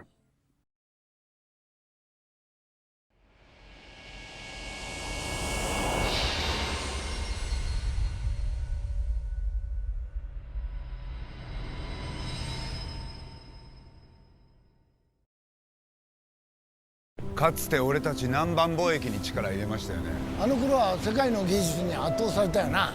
これからの日本は水素技術で世界をリードできるかもしれないんです。水素で走る車も出たんだよな。名前は未来。資源が少ない日本だからこそ世界に水素社会という未来を広げていく。それでこそ黄金の国ジャパン号。知り合いよ。When Hero aired in 2001, Kimura's acting career began to soar to great heights, with a lot of directors and producers wanting him on board for their very own projects. But that wasn't the only change happening in his life at the time. On May 1st, 2001, Kimura welcomed his first daughter, Kokumi, into the world. 女の子が、誕生しました。母子ともにすごい今もう順調でですね、今ではもう病院内のナンバーワンの問題児らしく、体はちっちゃいんですけど声が人の2倍ぐらいでかいらしく、一人で泣き始めると周りの赤ちゃんまでつられ泣きを、起こしてるらしいんですけどね、健康だったっていうことが一番の自分の中では今ホッとしてるところなんですけど、いきなり親バカになってるかもしれませんが、美人です。2 years later, on February 5th, 2003, Kokumi would have a little sister named Koki. Kimura is now taking his toughest role yet, being a father. Despite his hectic schedule, he always made sure to look after his family, even making sure they were protected from the public eye, especially the tabloids. He clearly wanted them to have a normal upbringing away from the entertainment industry. It's around this part of his career that I noticed him starting to mature as an actor. One thing that Kimura excelled at is playing parts that were the everyman or larger-than-life characters, sometimes even both. Despite being a father, he was still relatively young, but he continued pushing himself to take on more challenging roles. 外科医は難しかったですね。これ2位かな。で、その監督がどこまでを絵にするか、どこまでをこう撮影するかっていうのにも大きく分かれるとは思うんですけど、やっぱ細部までこうやって撮影しますってなると、そういうところは実際の本当の外科医の方がこう結紮したりとか縫合したりとか、その手元は実際のドクターの方がやってくださって、でアップになったら自分っていうことでいけるのかなみたいなところもあるんですけど、本当監督がちょっとそうきたかみたいな、手元術野をバーって映しといてそのままパーンアップして沖田先生行きますって言われた時に、いやってことは全部この手元も俺だよねって言ったら、お願いしますって言われて、そうですね、やってましたね。あれはだから役柄的にもそうだし、実際の医療の世界で患者さんに向き合っているドクターの皆さんに対してもやっぱり失礼のないようなことをしたかったし、あそこはやっぱ来たかな。そういうテクニカルなところはやっぱ難しいですよね。やるってなると。I really appreciate that he's the type of actor willing to go to great lengths to make his performance feel more authentic. Kimura always put 110% behind his acting, and even if the material he's working with isn't as great as others, his presence often elevates it. One thing I've noticed while going over his filmography is that Kimura rarely does sequels. The only time he's willing to return is if he's really invested in the stories and characters, Hero being the biggest example. He's definitely someone who's very careful when it comes to choosing roles, so I swear there must be a stipulation in this contract that there has to be a smoking scene because, well, he just looks so smooth while he smokes. Every time he's attached to a project, it becomes a little bit more special. So much so that it kind of became its own genre, known as the Kimu Taku drama. being one of those rare occasions where an actor of his caliber would be the main draw. こう覚えるにあたってドラマを見てなんか日本語の勉強したっていうふうにはどんなドラマを見てたんですか？まずエンジンとか木村君のだ。エンジン。グッドラックとかロングバケとかロングバケ。全部俺んじゃん。 There's so many shows and movies he starred in, way too many to count, but I would at least recommend a couple of my own picks. 2005's Engine has Kimura play a hot-headed test driver who's known to be a bit of a daredevil, but after an altercation with another driver, his contract is discontinued. The driver decides to return to his family in Japan, where they're taking care of 12 kids at an orphanage. A touching story of a son reconnecting with his father and sister while tackling a lot of the issues plaguing the orphans. We get to see Kimura work with a massive ensemble cast, a majority of them being kids. It's quite impressive how the show is able to juggle all these characters, and I get some Kindergarten Cops vibes from it. Wait, why is there a second one? 2008's Change is another good demonstration of Kimura's acting talent. He puts on a more subdued and introverted performance, essentially playing the straight man to everything else going on around him. Most of its humour comes from the fact that our main lead, Kita Asakura, knows he's completely out of his element, but everyone keeps pushing him as the most viable candidate against his best interests. The situation starts escalating out of his control, leading to his eventual victory. His reaction to the news is absolutely hilarious, and that's just the first episode.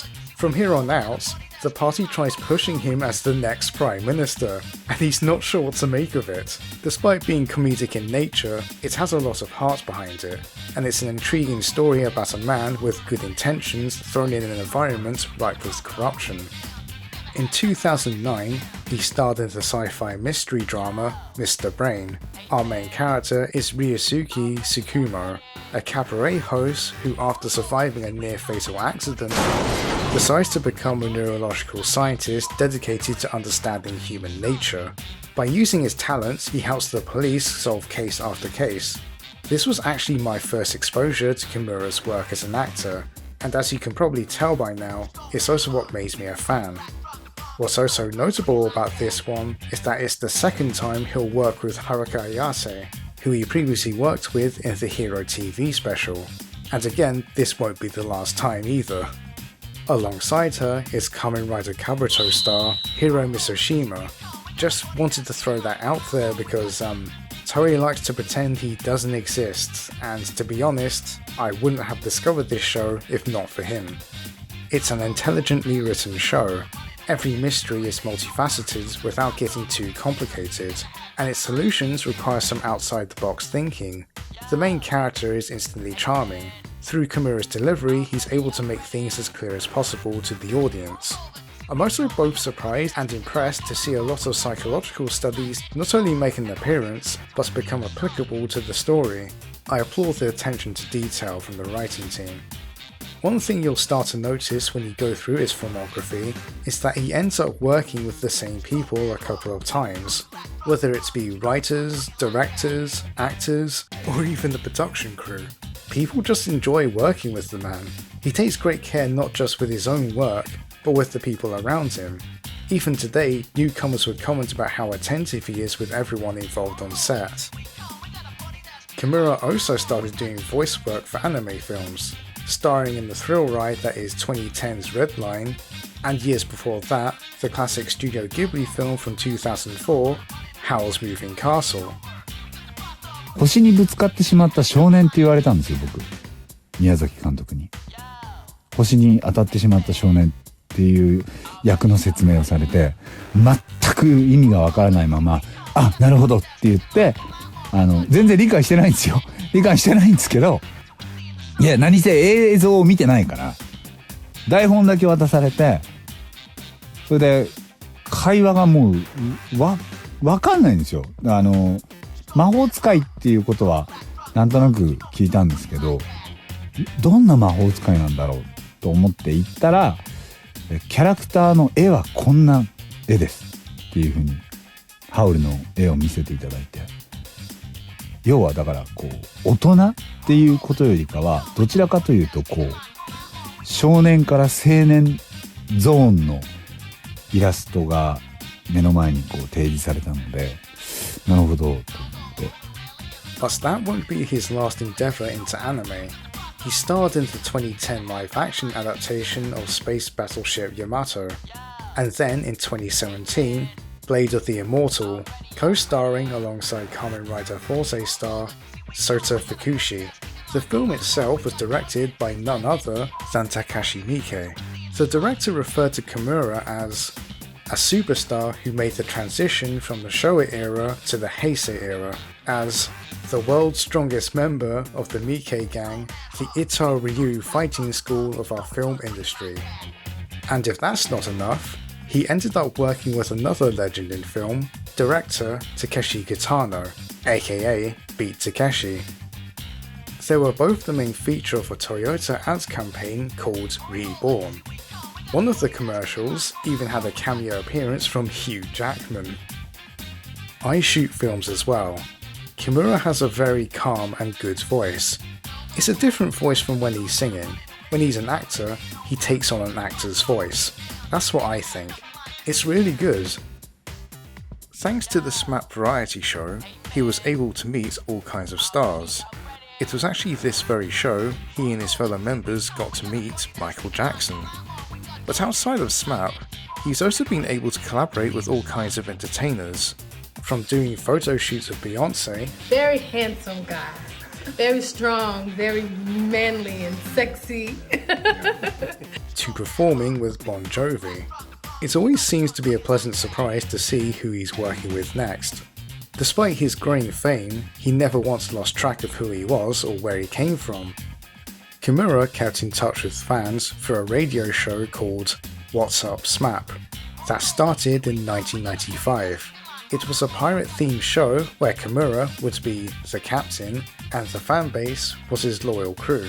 It eventually spun off into Takia Kimura Flow, where he's been broadcasting to this day. It was a platform where he got to be himself, sharing personal anecdotes, making dirty jokes, talking about One Piece, answering fan mail, and even sharing some good advice. Keep in mind, this was years before social media, so Kimura was ahead of the game when it came to connecting with his fanbase. I always felt that his genuineness is one of his biggest appeals, and the radio show highlighted this perfectly. A lot of the audio bites you've been hearing throughout this video actually came from his radio show, and there's a channel that's been providing translations to them by the name of Gosanashi. So if you'd like to hear more from the captain, I'd highly recommend following their channel. While things are going great, a storm was brewing in the distance, and that storm happens to be Johnny and Associates. Despite SMAP's popularity, outright lasting longer than every other boy band, there was definitely a handful of problems going on behind the scenes. Details are very sketchy, there's a lot of statements and reports that contradict each other, and I wouldn't exactly trust anything coming from Johnny's management either, so I'll try my best to be brief.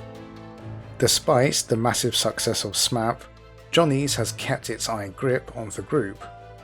The vice president, Meri Fujishima, has been at odds with SMAP's longtime manager, Michi Iijima. You have to keep in mind, SMAP wasn't originally supposed to go past 3 years, especially after their disastrous debut. So to have this outsider who had no experience in management come in and not only save the band, but make them the biggest stars to grace Japan for 2 decades, probably embarrassed a couple of executives. Meri and Iijima have consistently clashed behind the scenes over SMAP. It was said that Iijima was actually in line for the presidential position of Johnny's, while Meri insisted that it should be her own daughter, Julie Kiko Fujishima. In hindsight, Iijima was probably the correct choice. Even the members of SMAP were cracking under the pressure. One of them, Tsuyoshi Kusanagi, had a bit of a meltdown where he got drunk, stripped all his clothes off and walked around a public park naked, even resisting arrest while asking, "What's wrong with being naked?" which cost him a few gigs. Goro Inagaki got to live out his dream of becoming a hero in a one-off TV special, Kamen Rider G. Because, of course. Be glad this isn't a drinking game. I mean, God only knows what would happen if Kimura were to become a Kamen Rider. Oh my god. Because of Johnny's contract, the special hasn't been rebroadcast or released on home video. G did make an appearance in the movie many years later, but Goro couldn't even reprise the role. Now, to be fair, Johnny's has obviously done a lot of good for SMAP and the entertainment industry, but it obviously comes with a load of caveats. Eventually, there was going to be a boiling point. At the start of 2016, the fanbase were in for a shock when tabloids reported that SMAP would disband after 28 years. It was said that 4 members of the boy band were planning to leave Johnny's alongside their manager, Michi Iijima, leaving behind Takia Kimura. On January 18th, SMAP had to go on primetime TV to deny these rumours and issue an apology to the fans for causing concern, then promised to continue performing together. The only difference is, their longtime manager won't be there with them, since she got forced out by the company. Despite making these promises, it felt like Iijima's departure was the final straw, because many months later, SMAP eventually announced the split on August 14th. Goro Inagaki, Tsuyoshi Kusanagi, and Shingo Katori are to depart the company, while Masahiro Nakai and Takia Kimura will remain. On December 26, 2016, the final episode of their variety show, SMAP SMAP, aired. It was a 5-hour-long episode that compiled the best moments of the show, which ended with one final performance of the legendary boy band. そういう時期も全部こう自分たちと同じ目線でスマスマは向き合ってくれて、常に撮影もしてくれて、世の中にも届けてくれてっていう番組だったんで、いやもう感謝しかないですね、本当に。最終的には今からラジオでも流す曲を、収録させてもらったんですけど、その時に、スタジオにスタッフのみんなが僕らのステージの周りにもうとんでもない種類のとんでもない数の生きた花をこうブワーッつって置いてくれたんですよ。ちょっとおかしくなりましたね、自分の視覚が。その一本一本のなんかもう色も全部種類も全部違う花なんですけど、いや人に見えましたね。それが誰っていうことではないんですけど、なんかステージ周りの花が人に見えた。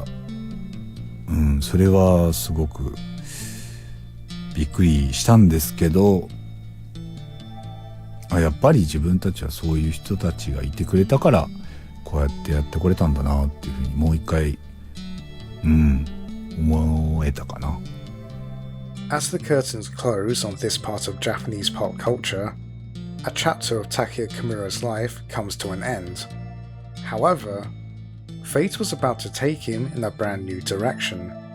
You see, on December 8th, 2016, Japan also saw the release of Yakuza 6, The Song of Life.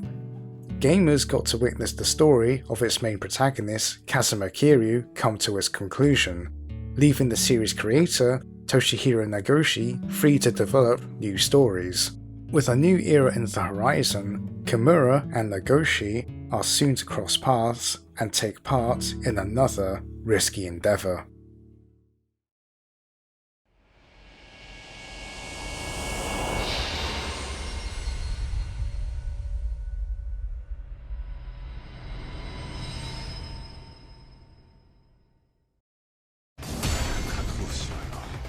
Wow, 強い。チキショー。だこれ。ガスゼ兄さん、この兄さんより腕が立つ。永遠の兄貴です。もう一人しか思いつかなかったね。八神という主人公が木村拓哉に負けちゃいけない。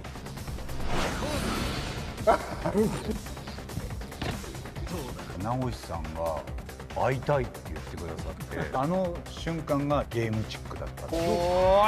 それだ。Toshihiro Nagoshi, along with the rest of RGG Studio, had a busy few years ahead of them. Not only were they working on a remake of Yakuza 2, they were making plans to introduce the next chapter of the Yakuza franchise with its new protagonist, Ichiban Kasuga. On top of that, they were also developing a video game based on the hit manga Fist of the North Star. Amidst all of this, Nagoshi wanted to create a new kind of story set in the same universe shared by the Yakuza franchise. They did everything they could with Kiryu and wanted a character that allowed them a bit more creative freedom when approaching the fictional district that is Kamurocho.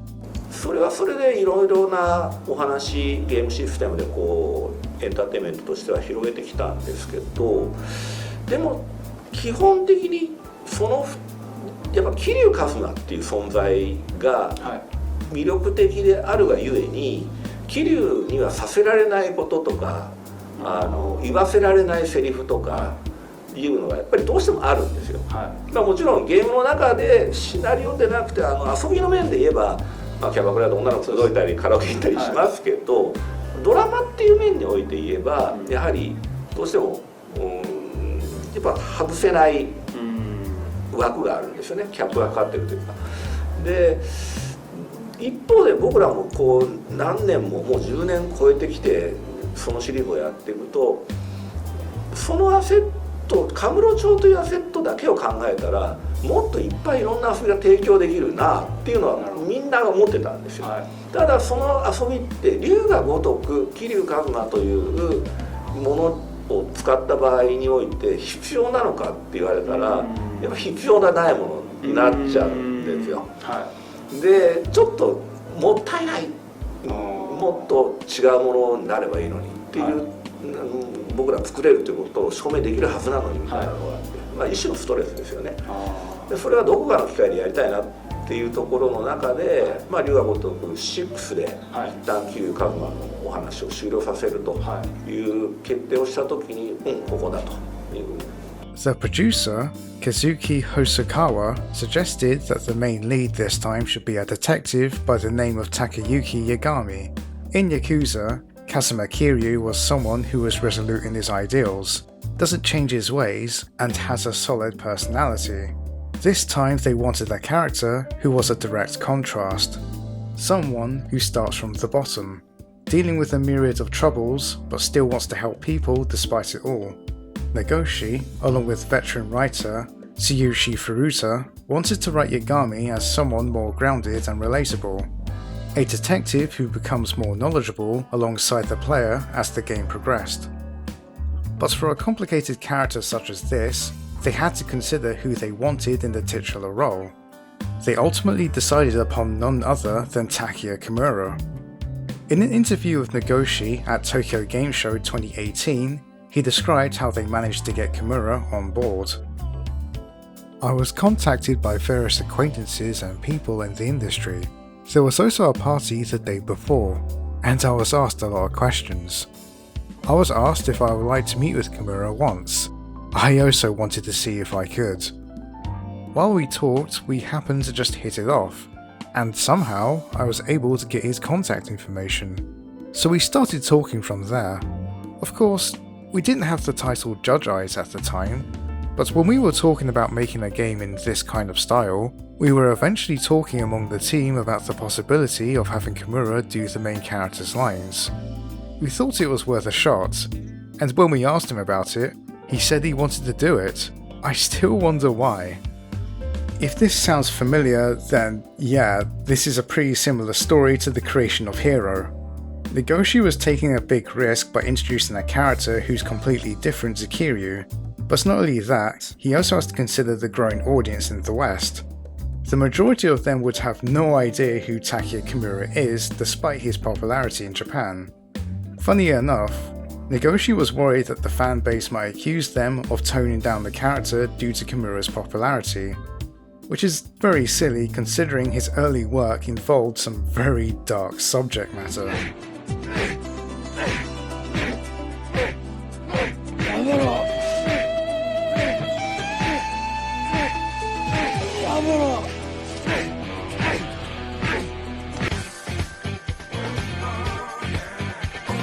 On the other end, when Kimura took a leap of faith with Hero, he was at a point at his career where it started gaining more and more traction.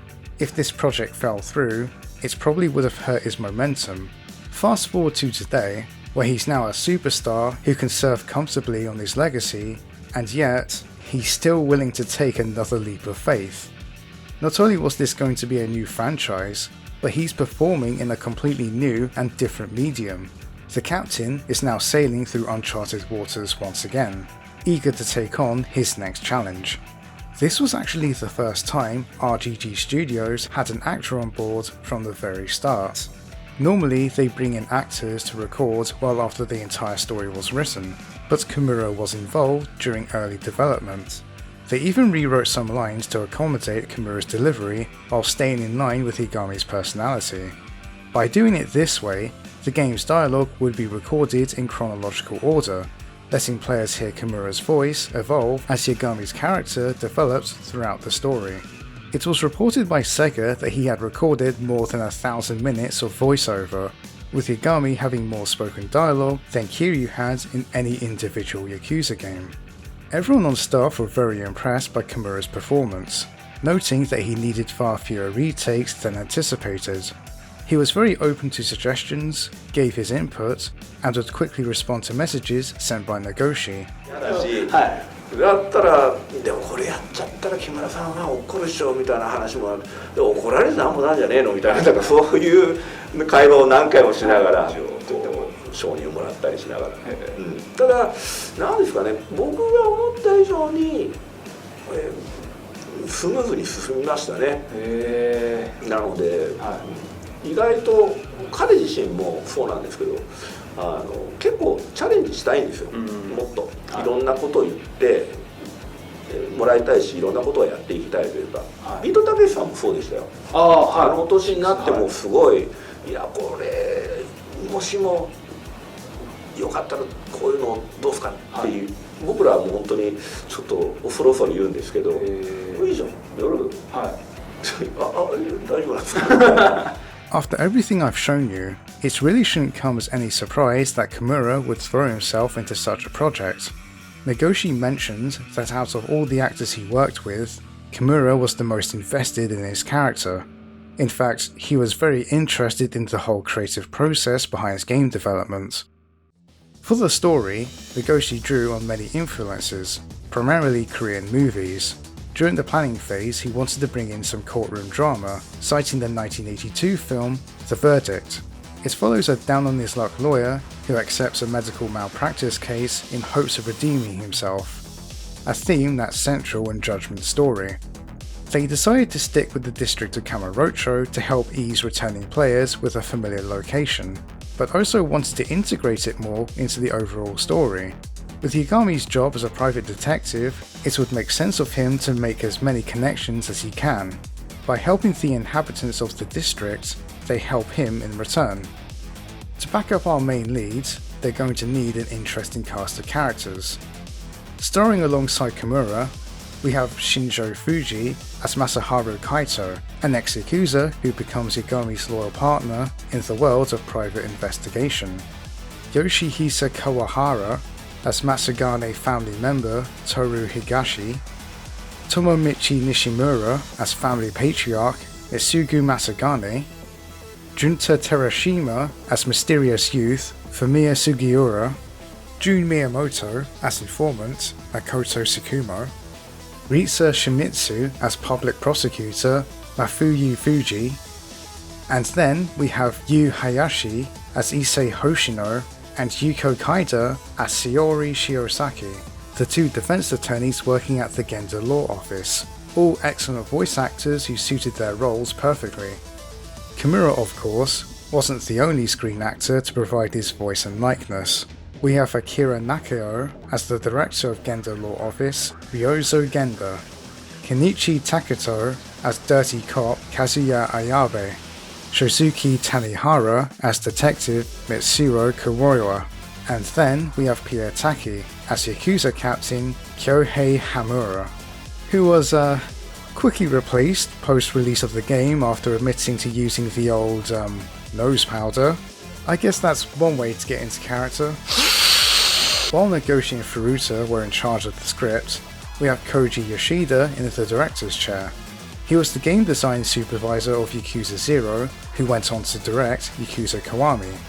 You can definitely see a lot of crossover in the game's mechanics, especially in its combat system that allows Yagami to switch between combat styles. When it comes to promoting RGG games, Nagoshi would come on stage with the actors involved in the latest entry. A previous example would be Yakuza 6, when they had director and actor Takeshi Kitano cast in the role of Toru Hirose. When it came to Judgment, they brought out the actors Kenichi, Shosuke, and Akira all dressed up in fancy suits.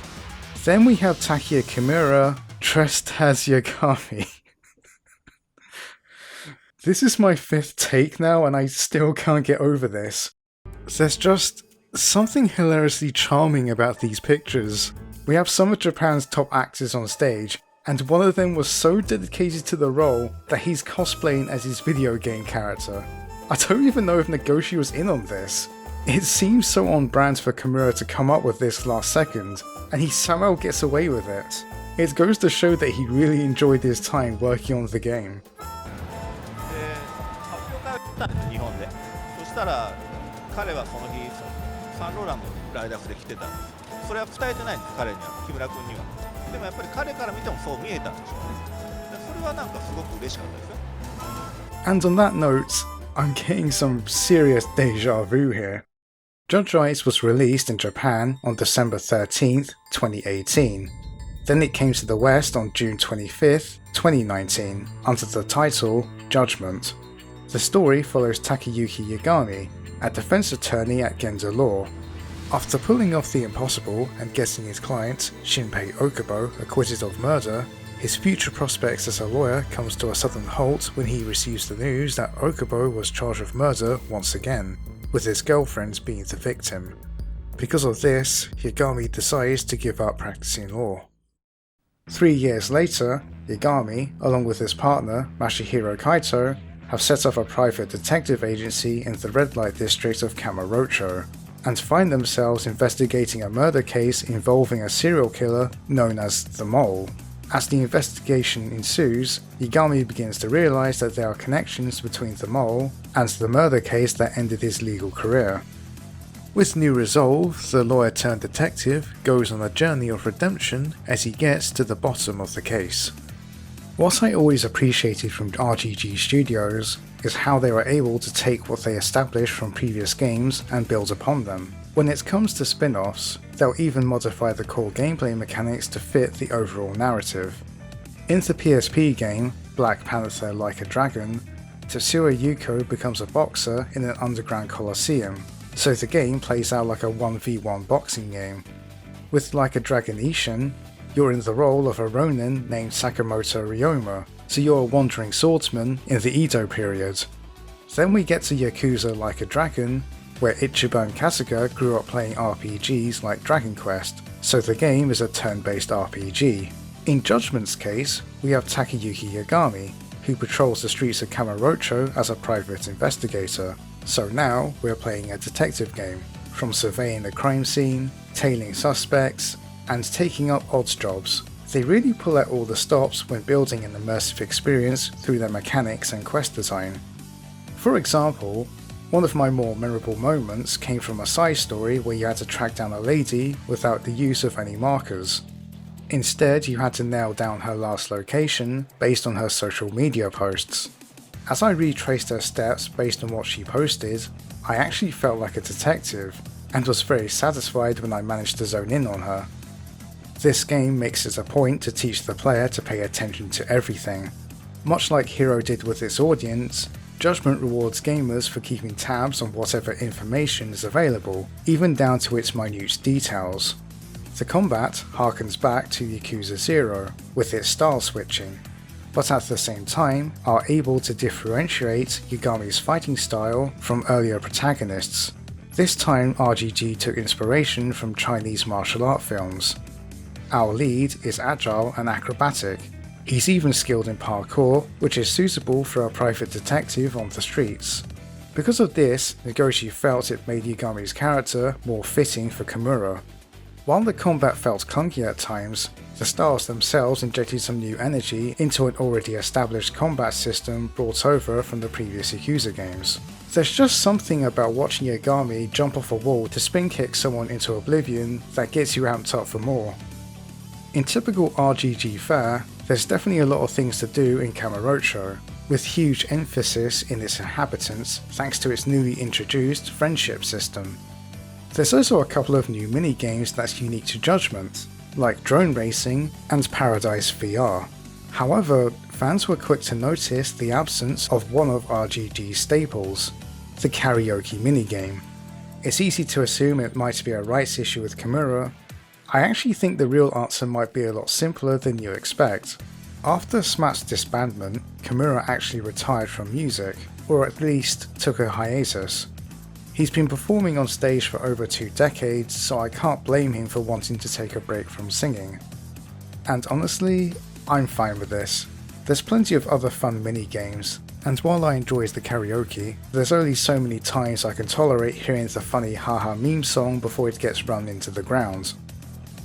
Oh, for goodness sake. Speaking of music, the score is composed by RGG studio veterans Hidenori Shoji, Yuri Fukuda, Heinz Lunch, Chihiro Aoki, Saori Yoshida, and Yuki Kobayashi.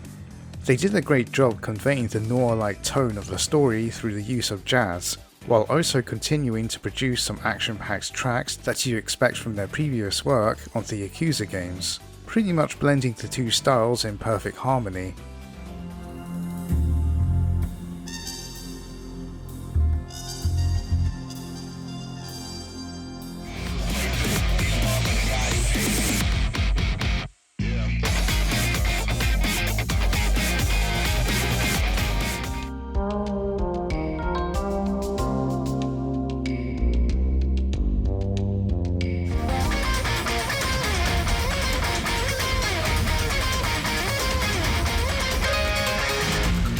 The story itself is very well paced and feels like your classic noir mystery, with a lot of twists and turns that will leave you wanting more. You really can't expect no less when it comes to an RGG game. They just have a knack for keeping you hooked all the way till the end. I also have to commend the team on how effective they were at establishing the game's tone and setting. It's a scene that plays right after the prologue, where you learn about Yagami's current situation, the state of Kamurocho in 2018 post-Yakuza 6, and the overall direction of the story.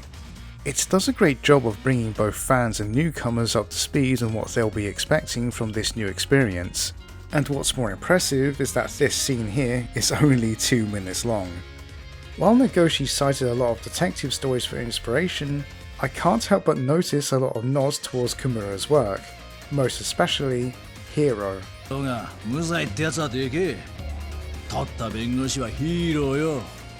After all, our main protagonist is a delinquent turned lawyer turned detective who solves cases for the Yagami Detective Agency. He doesn't act or dress like a typical PI, but is yeah, you see where I'm going with this. Don't get me wrong, Yagami is definitely his own character. In fact, he has a lot more going for him when compared to Kiryu Kohei, but I certainly see a lot of influences in there. It definitely gets surreal when people refer to Yagami as Tak-kun when that was one of Kimura's nicknames. Unlike Kiryu Kazuma and Kiryu Kohei, whose ideals are defined from the beginning, the writers opted for a character who'd hit rock bottom, and in their quest for redemption goes on a journey of self-reflection. From the very start, Yagami is haunted from his mistakes. He has doubts about himself and his worldview, but he's still trying to do his best to help people. While Kiryu was more passive and calm-minded, Yagami is proactive and emotionally charged. Kiryu was someone who ended up in a very esteemed occupation, but never left behind his everyman roots, wanting to use his position to bring a voice to the helpless. With Yagami, you have the opposite. Instead, you have someone who had serious potential as a defense attorney, but left that career behind to help those at the ground floor. Even when he's offered a chance to practice law again, he turns it down, realizing he's doing more good on the streets. In both cases, these are men who never lost touch with the people, with their endless pursuit of the truth being their biggest motivation. As Yagami dives deeper into the investigation, he begins to realize the true purpose of his role in the grand scheme of things.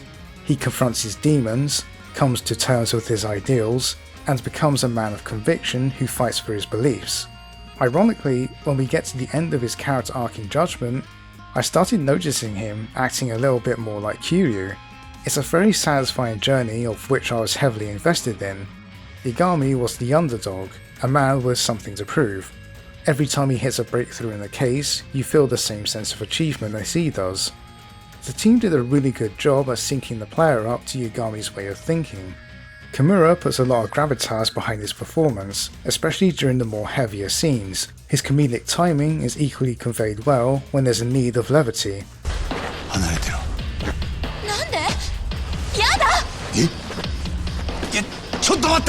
The animation team should also get a pat on the back for getting some of Kimura's mannerisms down too, especially when it comes to him smoking. Despite recording his lines in the booth all by himself, he still has really good chemistry with the rest of the cast, especially with Shinshu Fuji, who plays Yagami's partner, Masaharu Kaito. Unlike Kimura's outing in Hero, where Q acted like the mentor to his paralegals, Yagami and Kaito are equals. They bounce off each other right off the bat, and it already gives you the impression that they have a history together. Just like with Hero, the cases in this game are multifaceted, with a lot of elements at play, some of them putting your wits to the test. Even more impressive is that some of these side quests branch into a full story arc with fully fleshed out characters. Sometimes there's even crossover, and it really works for the overall world building. For every person Yagami helps, whether it be a case or just in passing, they will greet you on the busy streets of Kamurocho. RGG Reed took great care in making the districts feel more lively. I also have to point this out. In Hero, the first case Kiryu tackles as a prosecutor is a panty thief. In Judgment, the first case you get in the Yagami Detective Agency is... yeah, you guessed it. I'm not really sure if that was intentional, but it's quite amusing. Even the way they track down the perpetrator is eerily similar. Only this time we get to find out who the identity of the thief is, and probably for the best that we didn't know who it was back in the 2001 show. It's really interesting to see how much of an effect Kimura's performance and his previous works had on the overall game. I'm probably looking too much into some scenes, but it's an interesting thought to have in the back of your minds while playing the game. When I got to the climatic court battle during my first playthrough, I had this odd sense of deja vu. It wasn't until rewatching Hero for this video that I realised what was going on. Without spoiling too much, Yagami hatches a plan to bring one of the antagonists to the stand under the assumption that they'll be an expert witness, but through some clever questioning, the defense are able to incriminate him. In Hero the movie, the exact same scene plays out, even down to the witness questioning our protagonist's intentions and calling them out for it. Come to think of it, both stories also had a mysterious figure with an ominous title attached to them. In Judgment, it was the mole, and in Hero the movie, it was the dentist. It's really fascinating watching this play out. You have Kimura acting through the same scenario as two different characters in two different mediums. Much like his dramas, it's looking more and more like they developed the game with Kimura in mind. Before, RGG took influence from crime thrillers directed by the likes of Takeshi Kitano, and now we're looking at what may be the first case of a Kimutaku video game. キムタクになる。キムタクになります。今日みんなには申し訳ないけど。みんなには本当に申し訳ない。みんなもね、キムタクになりたいだろうけど。みゆこはキムタクになります。Even the Japanese fan base nicknamed the game Kimutaku ga Gotoku, like a Kimutaku, a spin on the original title of the Yakuza games, Ryu ga Gotoku, like a dragon. I really enjoyed this game. It reminded me of my first experience playing Yakuza 2, and the general reception was overwhelmingly positive, with critics praising its new character, Takayuki Yagami, citing the detective as one of its biggest factors when differentiating the game from the Yakuza franchise. This risky endeavour paid off for Nagoshi and his team. They have proven that they are able to tell stories through a new perspective within the world of Yakuza. However, they weren't done just yet. Around the corner was the release of a new entry in the Yakuza franchise, Yakuza Like a Dragon. Not only do they introduce another new protagonist in the form of Ichiban Kasuga, but they radically switched the gameplay style from brawler to turn-based RPG.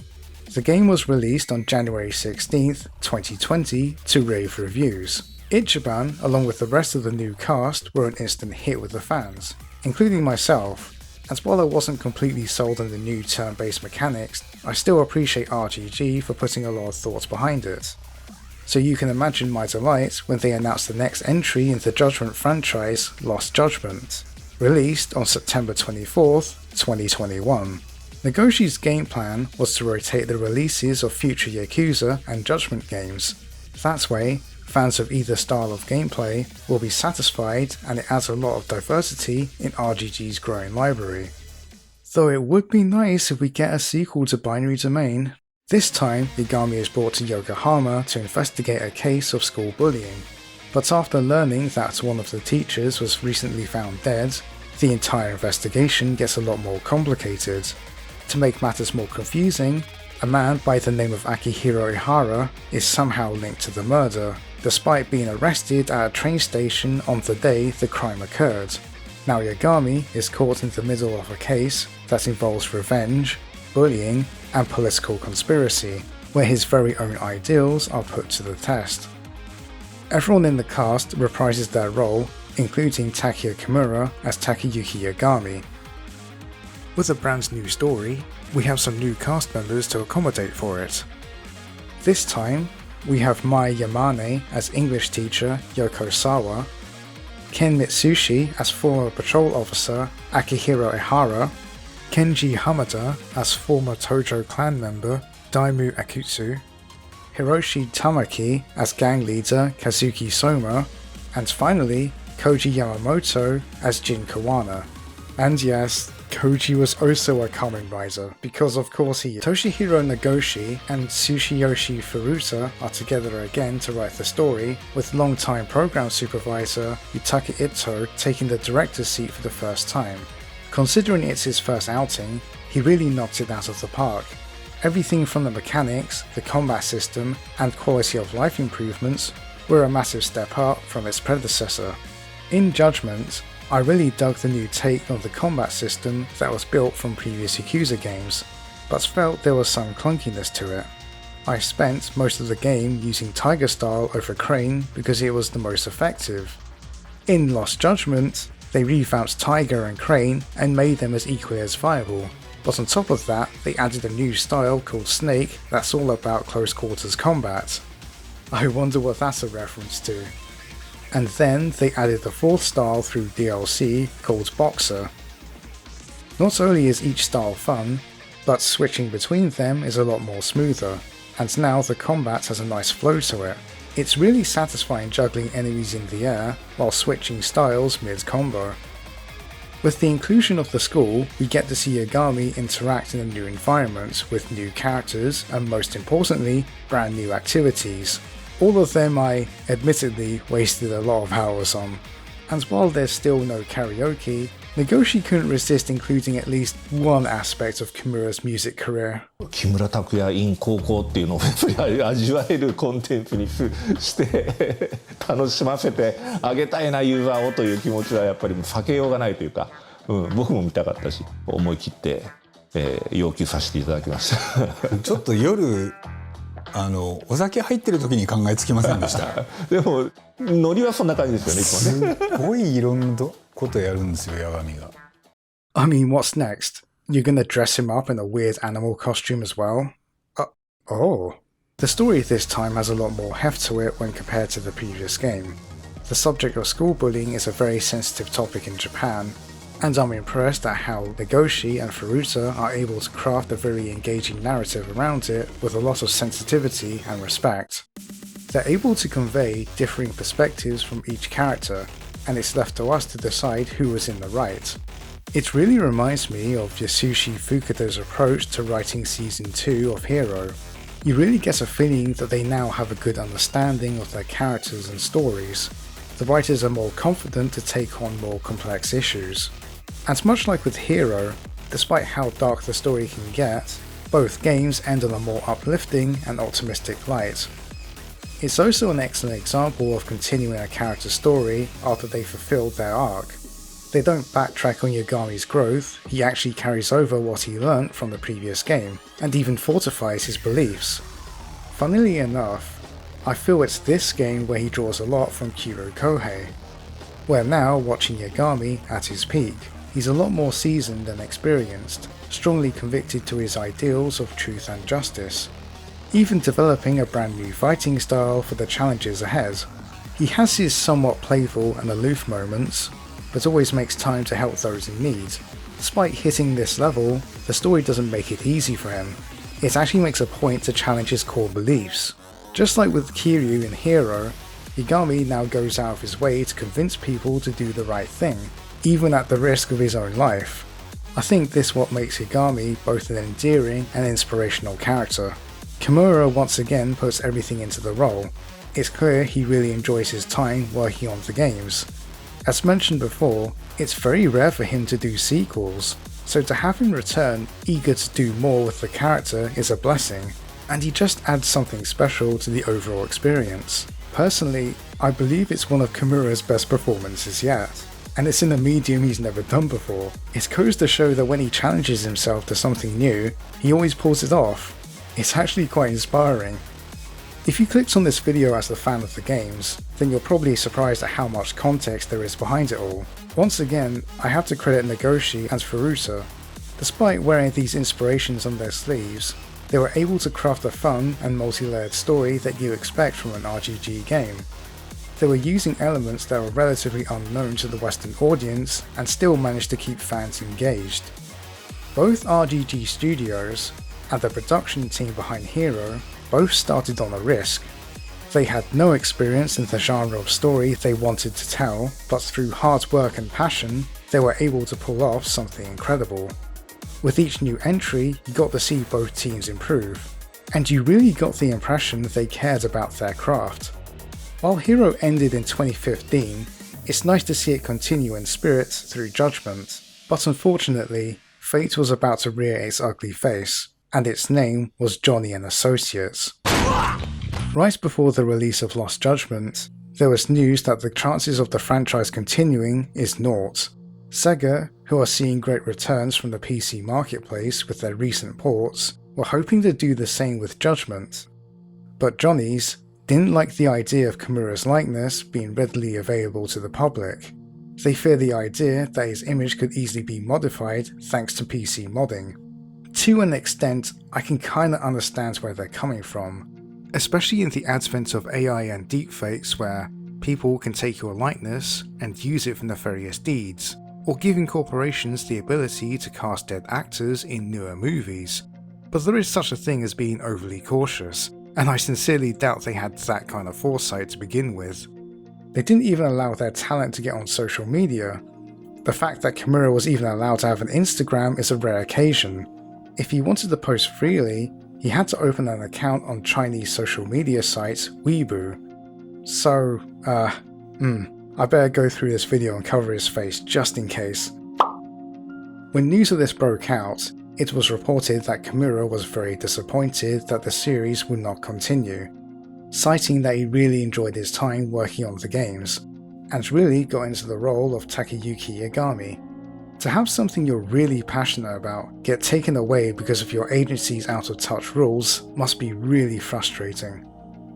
The sad case is, this behaviour isn't exclusive to Johnny's. A lot of talent agencies have the same mindset. A similar case happens to Kamen Rider star and YouTuber Ryutaro Okuda, where his agency prevented him from taking super chats and memberships during his streams. The weirdest part was, they were fine with him doing it before, but it was only until he started getting popular thanks to Kamen Rider that they decided to step in. Fortunately, they were able to sort matters out eventually, but he hasn't posted anything on his channel since. I remember talking to a friend about this situation, and they suggested, as a compromise, they can change Yagami's face model while keeping Kimura on board to voice the character. But after everything I've seen, I think that would be missing the point. Takayuki Yagami is Takia Kimura. Nagoshi wanted Judgment to be a game where you felt like you were playing as Kimura in one of his dramas. Even if a lot of people missed out on that context, you still have to consider that Kimura just has that kind of presence to him. When I look at random commercials featuring the captain, the comments reference his role as Yagami. His face is forever associated with the game. Kimura's star power brought eyes on the project, sure, but his early involvement in the development stage of the game made it that more special. He worked closely with Nagoshi in crafting Yagami. He put the same amount of love and care into the role as much as his screen work. Kimura really cared about that character. If they were to continue the series, I can't see anyone else in the role but him. A year after the release of Lost Judgment, they released a DLC called The Kaito Files, which put you in the shoes of Yagami's partner, Kaito. While this was a fun side story, you can obviously feel Yagami's absence. The fact that he only appears through text goes to show how dire the situation was at the time. A month after the release of Lost Judgment, Toshihiro Nagoshi, along with key members of RGG Studio, announced their departure from Sega, much to the shock of the fanbase. He went on to join Chinese company NetEase to form Nagoshi Studio, but it still left us wondering what caused him to leave so suddenly in the first place. During an interview 1 year later, Nagoshi stated that in his final years with the company, he was promoted to executive and managerial roles, something he wasn't interested in.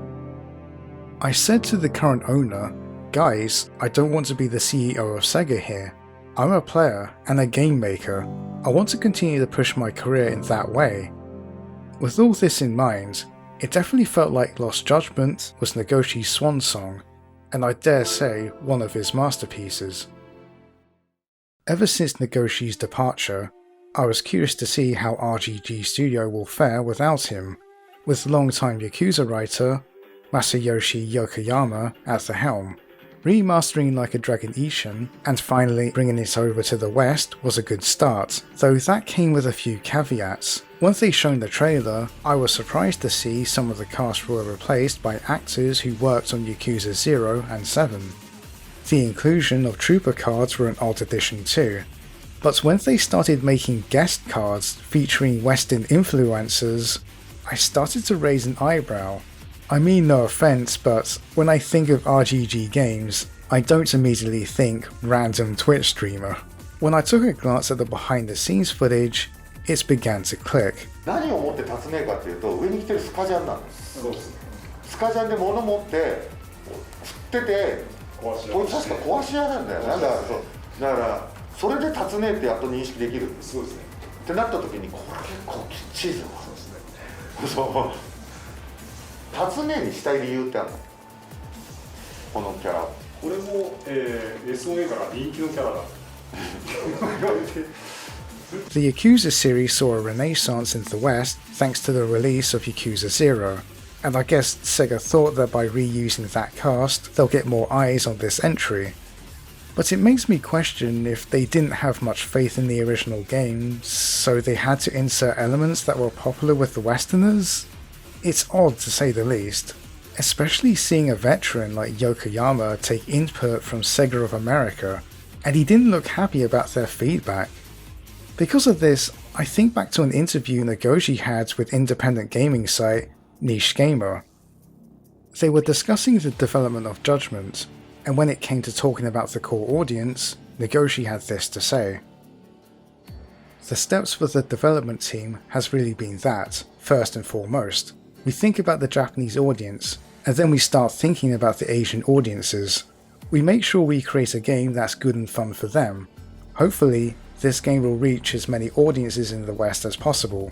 There's that order to things when we're developing, and that mindset is something that I don't think will change even as we go on. Because if we start thinking about different audiences, catering to all these different people, it will really lessen the appeal of what we're making here. When they announced the return of Kazuma Kiryu in Like a Dragon Gaiden, I was equally as confused. Then came the trailer of Like a Dragon Infinite Wealth, featuring the return of new fan favourite Ichiban alongside Kiryu. While it's nice to catch up with him, I also felt they exhausted everything they could do with Kiryu's character, and believed Yakuza 6 was a fitting end for him. I thought it was kind of pushing it to bring him back in 7, even for a short time, but it was a good passing of the torch moment. Even Nagoshi outright said there's only so much they could do with Kiryu's character, so to see RGG backtrack so quickly is disheartening to say the least. It's as if they're saying that Ichiban can't stand on his own, which is further from the truth based on Yakuza 7's success. Now, I can understand that they made Gaiden to fill in the action game spot left behind by Judgment. The way it fell apart was probably a shock for the team, so they had to scramble for something. But they already have a strong roster of characters to use, and proven time and time again that they can make new characters. So to see them fall back on Kiryu just feels like they're playing it too safe, which is a far cry from RGG's roots.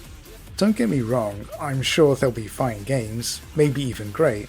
After all, Infinite Wealth will have Lost Judgment's director, Yutaka Ito, back to helm the project alongside writer Tsuyoshi Furuta working on the story, so at least there's some hope there.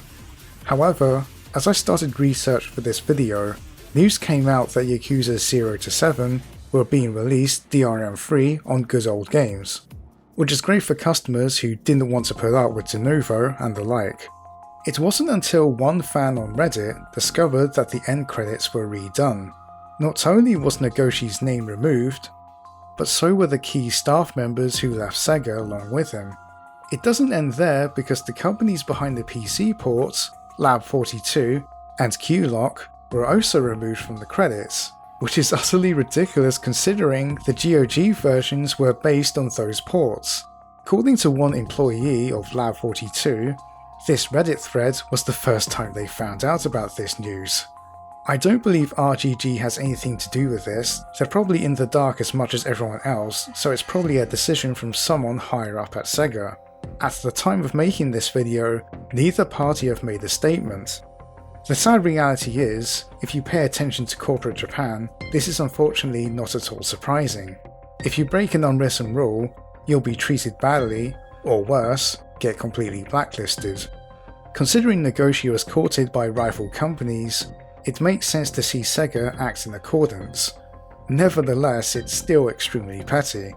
What's more shocking is that none of the more bigger content creators spoke out about this.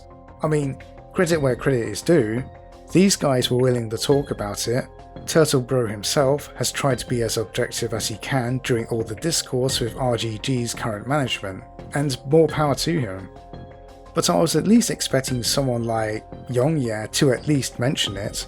I really liked his coverage of Konami's poor treatment of Kojima, where they also removed his name from the credits of his own creation, so why hasn't he... Oh. But don't worry, Based Sega said no to NFTs. A year behind everyone else. It's really sad that it's ended up this way. Kimura gets screwed over by Johnny's, and now Nagoshi is getting the cold shoulder from Sega, even after both of them brought in a lot of success. Despite all that, I'm grateful we ended up with two excellent games, Lost Judgment leaving an everlasting impression on me. As I said before, Nagoshi went on to set up his own studio, stating that he wants his next game to be more like a Quentin Tarantino movie. Even after all this time, I love how he proudly wears his influences on his sleeve, and I'm excited to see what he and his newly formed team will cook up. If you want to keep tabs on him, he recently opened up a Twitter where he's been posting cat pictures, so if that's your cup of tea, please check him out. As for Takeya Kimura, his story isn't done just yet. In fact, his work in Judgment happened to be another turning point in his acting career.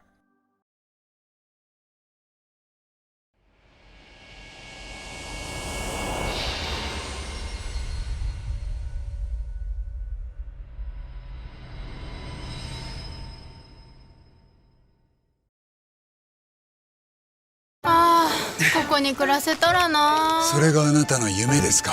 まあ夢だけど夢で終わるみたいな。地上では自分の夢を笑ってもいいんですね。何よ地底人。地上と地底の違いはあれど、夢に上とか下はないと思うんですよね。ちょっともう一回言って。はい。地上と地底。地底で食べるさつまいもは土の味がするんです。違う、そのフレーズじゃなかったよ。The one question that's been plaguing me for a while now is why Kimura continues to work under an agency that's been a constant hindrance to his life. Despite being a top star in Japan and getting a little bit more leeway when compared to the others, he still has to comply with a lot of the agency's strict demands. Even Masahiro Nakai eventually left in 2020, making Kimura the only member of SMAP to remain. Johnny's itself has garnered a reputation for their strict control over their talent, blacklisting of entertainers, their iron grip on the media, and the many sexual abuse allegations levied against its founder, Johnny Kitagawa.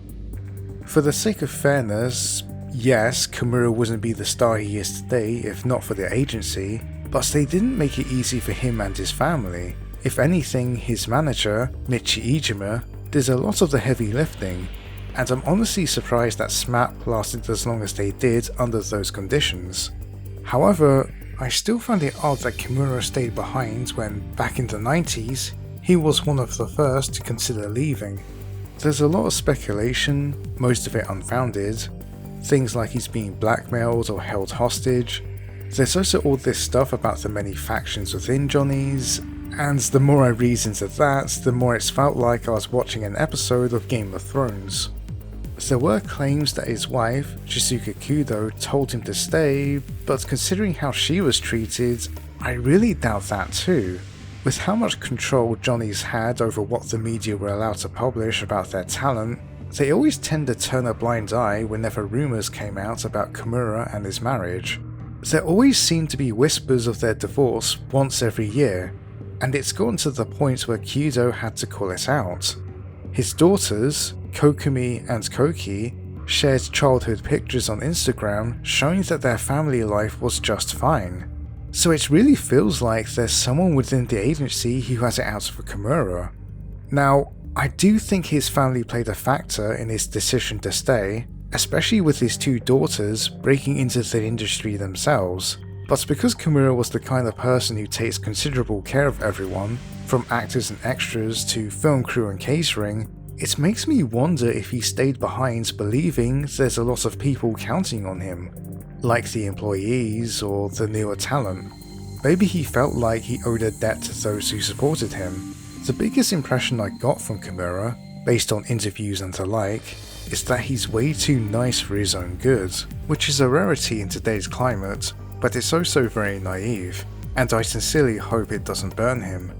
Again, this is pure speculation on my part. I can definitely understand a lot of the criticism against Kimura for sticking with the agency, but until we hear his side of the story, I'm going to give him the benefit of the doubt and presume it's a lot more complex than what's let on, especially as the current situation at Johnny's is still unfolding at the time of making this video. Recently, there's been a notable shift in the agency since the passing of Kitagawa.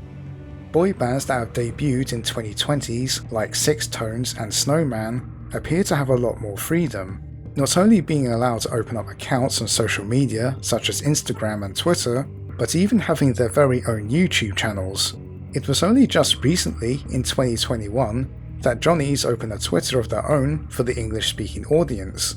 Kimura's own radio show, Flow, also has its own Twitter account that was opened in 2019, and in a shocking twist, both Judgment and Lost Judgment were announced for PC in 2022, of which I suspect Kimura had a hand in that decision.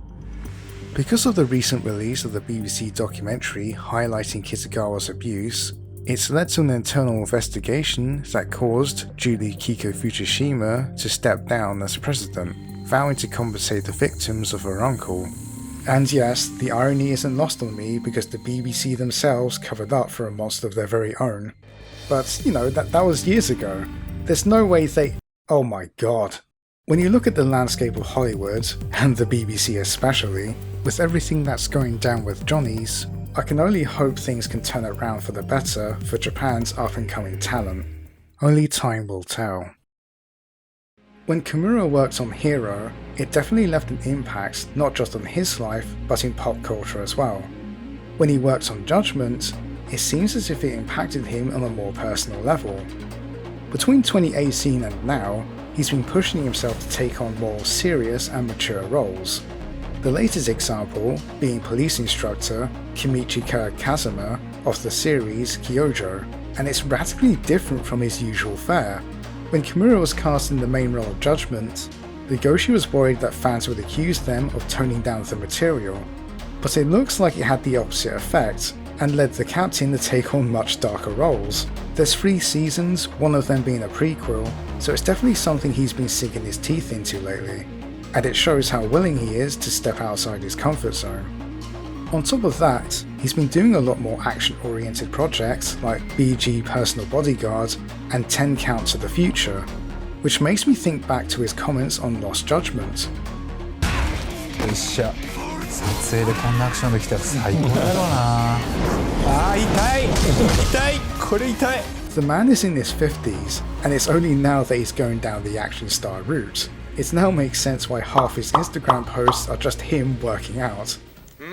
10 Count to the Future had Kimura reunite with hero writer Yasushi Fukuda, where he's in the role of retired boxer Shogo Kirisawa, who ends up coaching a high school boxing team.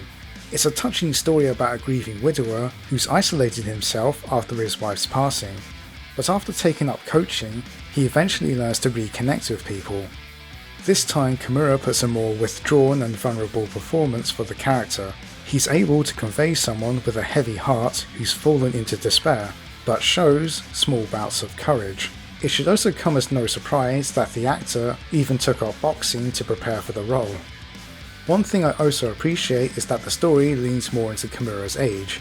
He's not solely coaching the students in boxing, but he's also sharing his wisdom when it comes to their personal issues. He's the mentor figure that they learn to respect, while he himself has room to grow as well. Much like with Hero, we learn about Shogo's past bit by bit over the course of the show, and it often reflects whatever the student is going through at the time. The man has a really heartbreaking history, and he ends up rooting for him to find happiness one way or another. Despite the clouds hanging over Shogo, it still has that uplifting tone that Hero has. There's plenty of moments of levity with great dialogue between the cast, all backed up with some really good fighting scenes. There's even a scene where he beats up a Kamen Rider, because of course he does.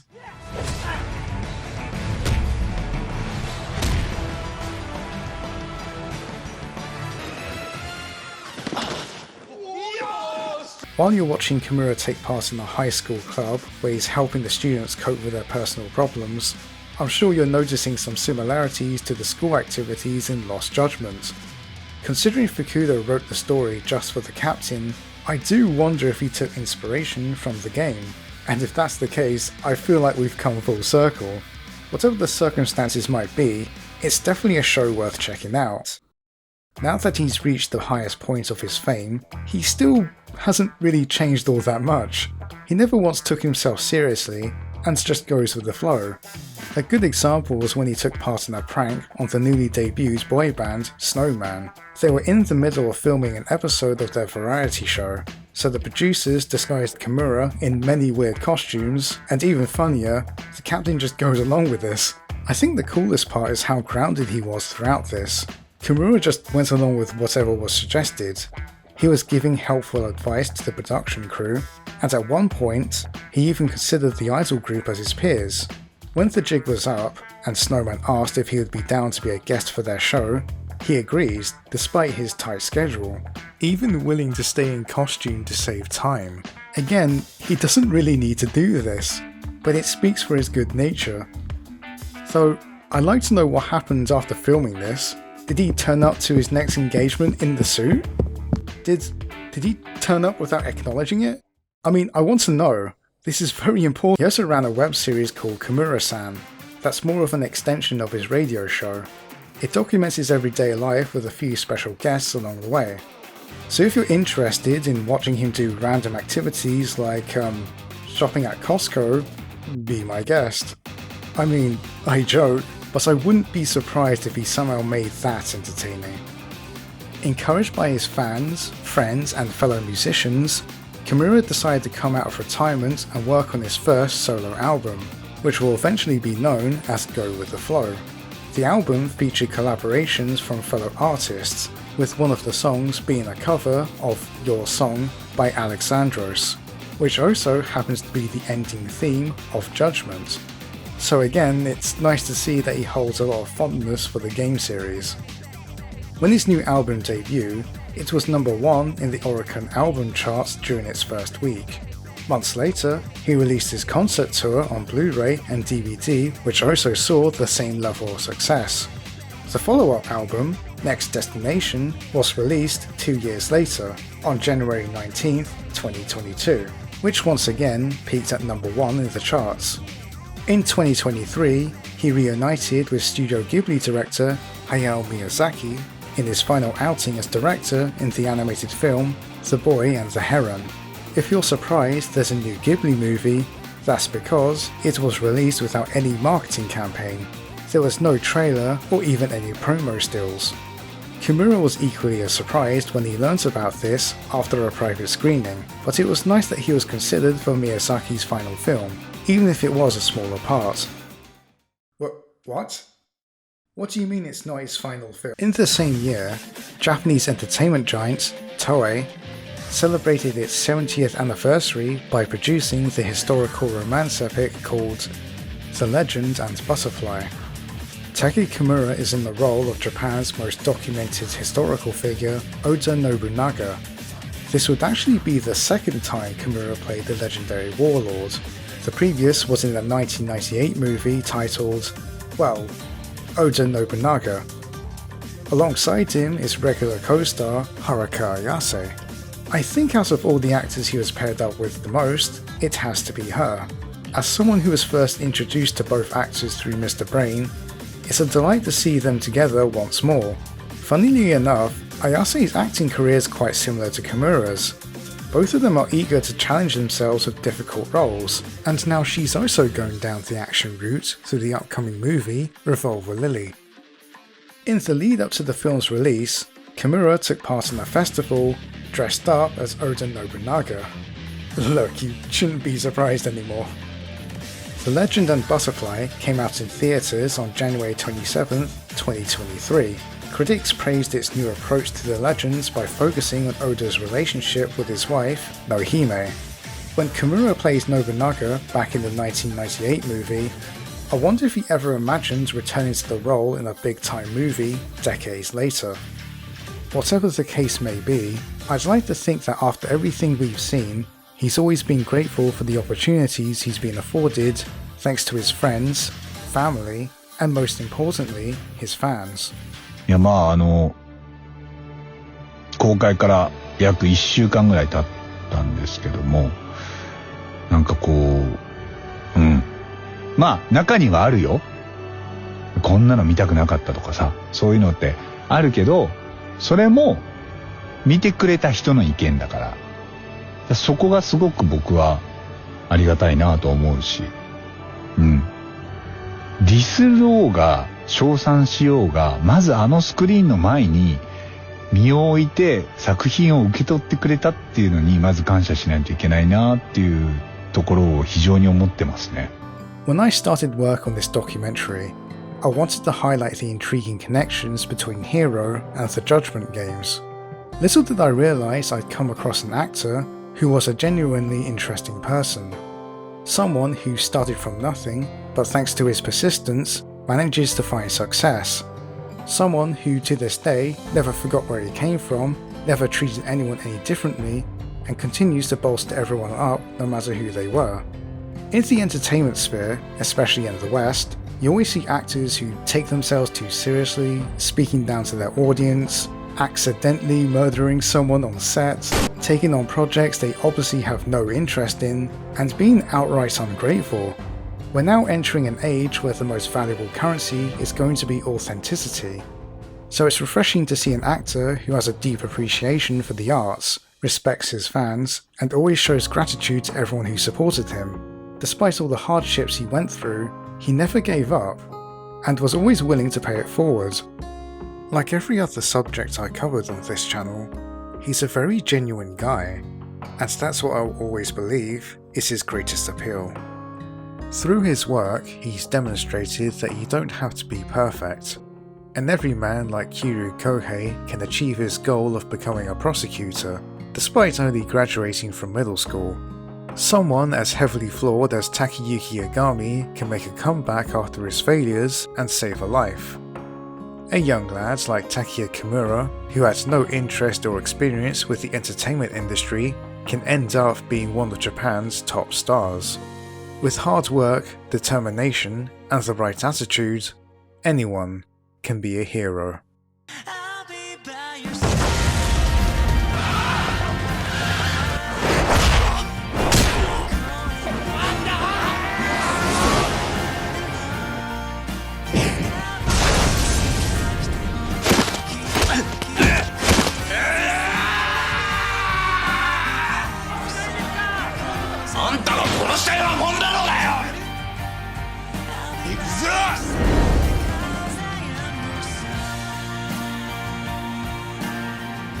どんな選択にどんな未来があるかなんてわからない。それこそ神のみぞ知るだろ。だからどんな選択をしたところで大事なのはその後さ。絶対に諦めないことが一番大事なんだ。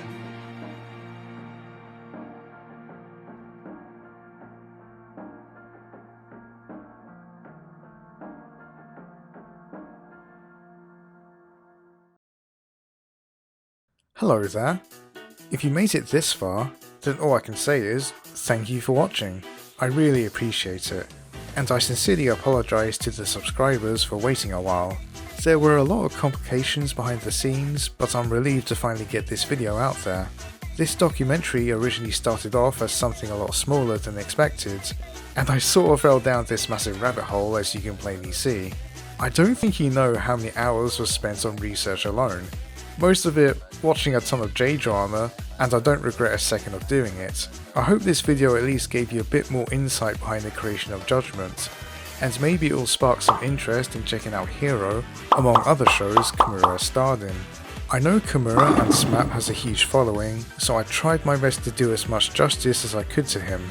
It's the least I can do after enjoying his work for so long. I'm sure there's a lot of details I missed out on, including stuff from his idol days, and there's definitely a lot of lingering questions left over, especially with his agency, but that's a whole other story that I'm not the best equipped for. Besides, I wanted to focus more on his acting career, his connections to Judgment, and him as a person.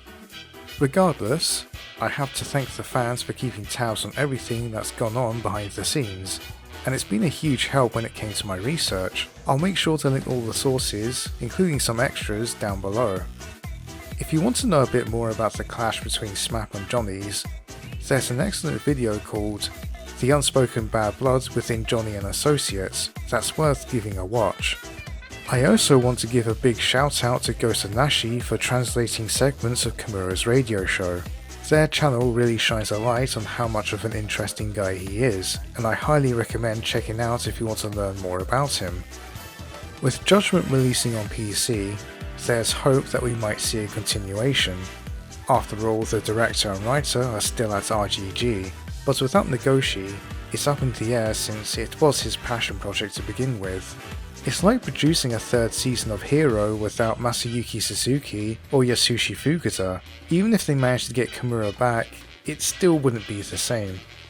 By the time this video is out, I'm sure a lot of you are playing Like a Dragon Gaiden, including the demo of Infinite Wealth, and I hope you're enjoying it.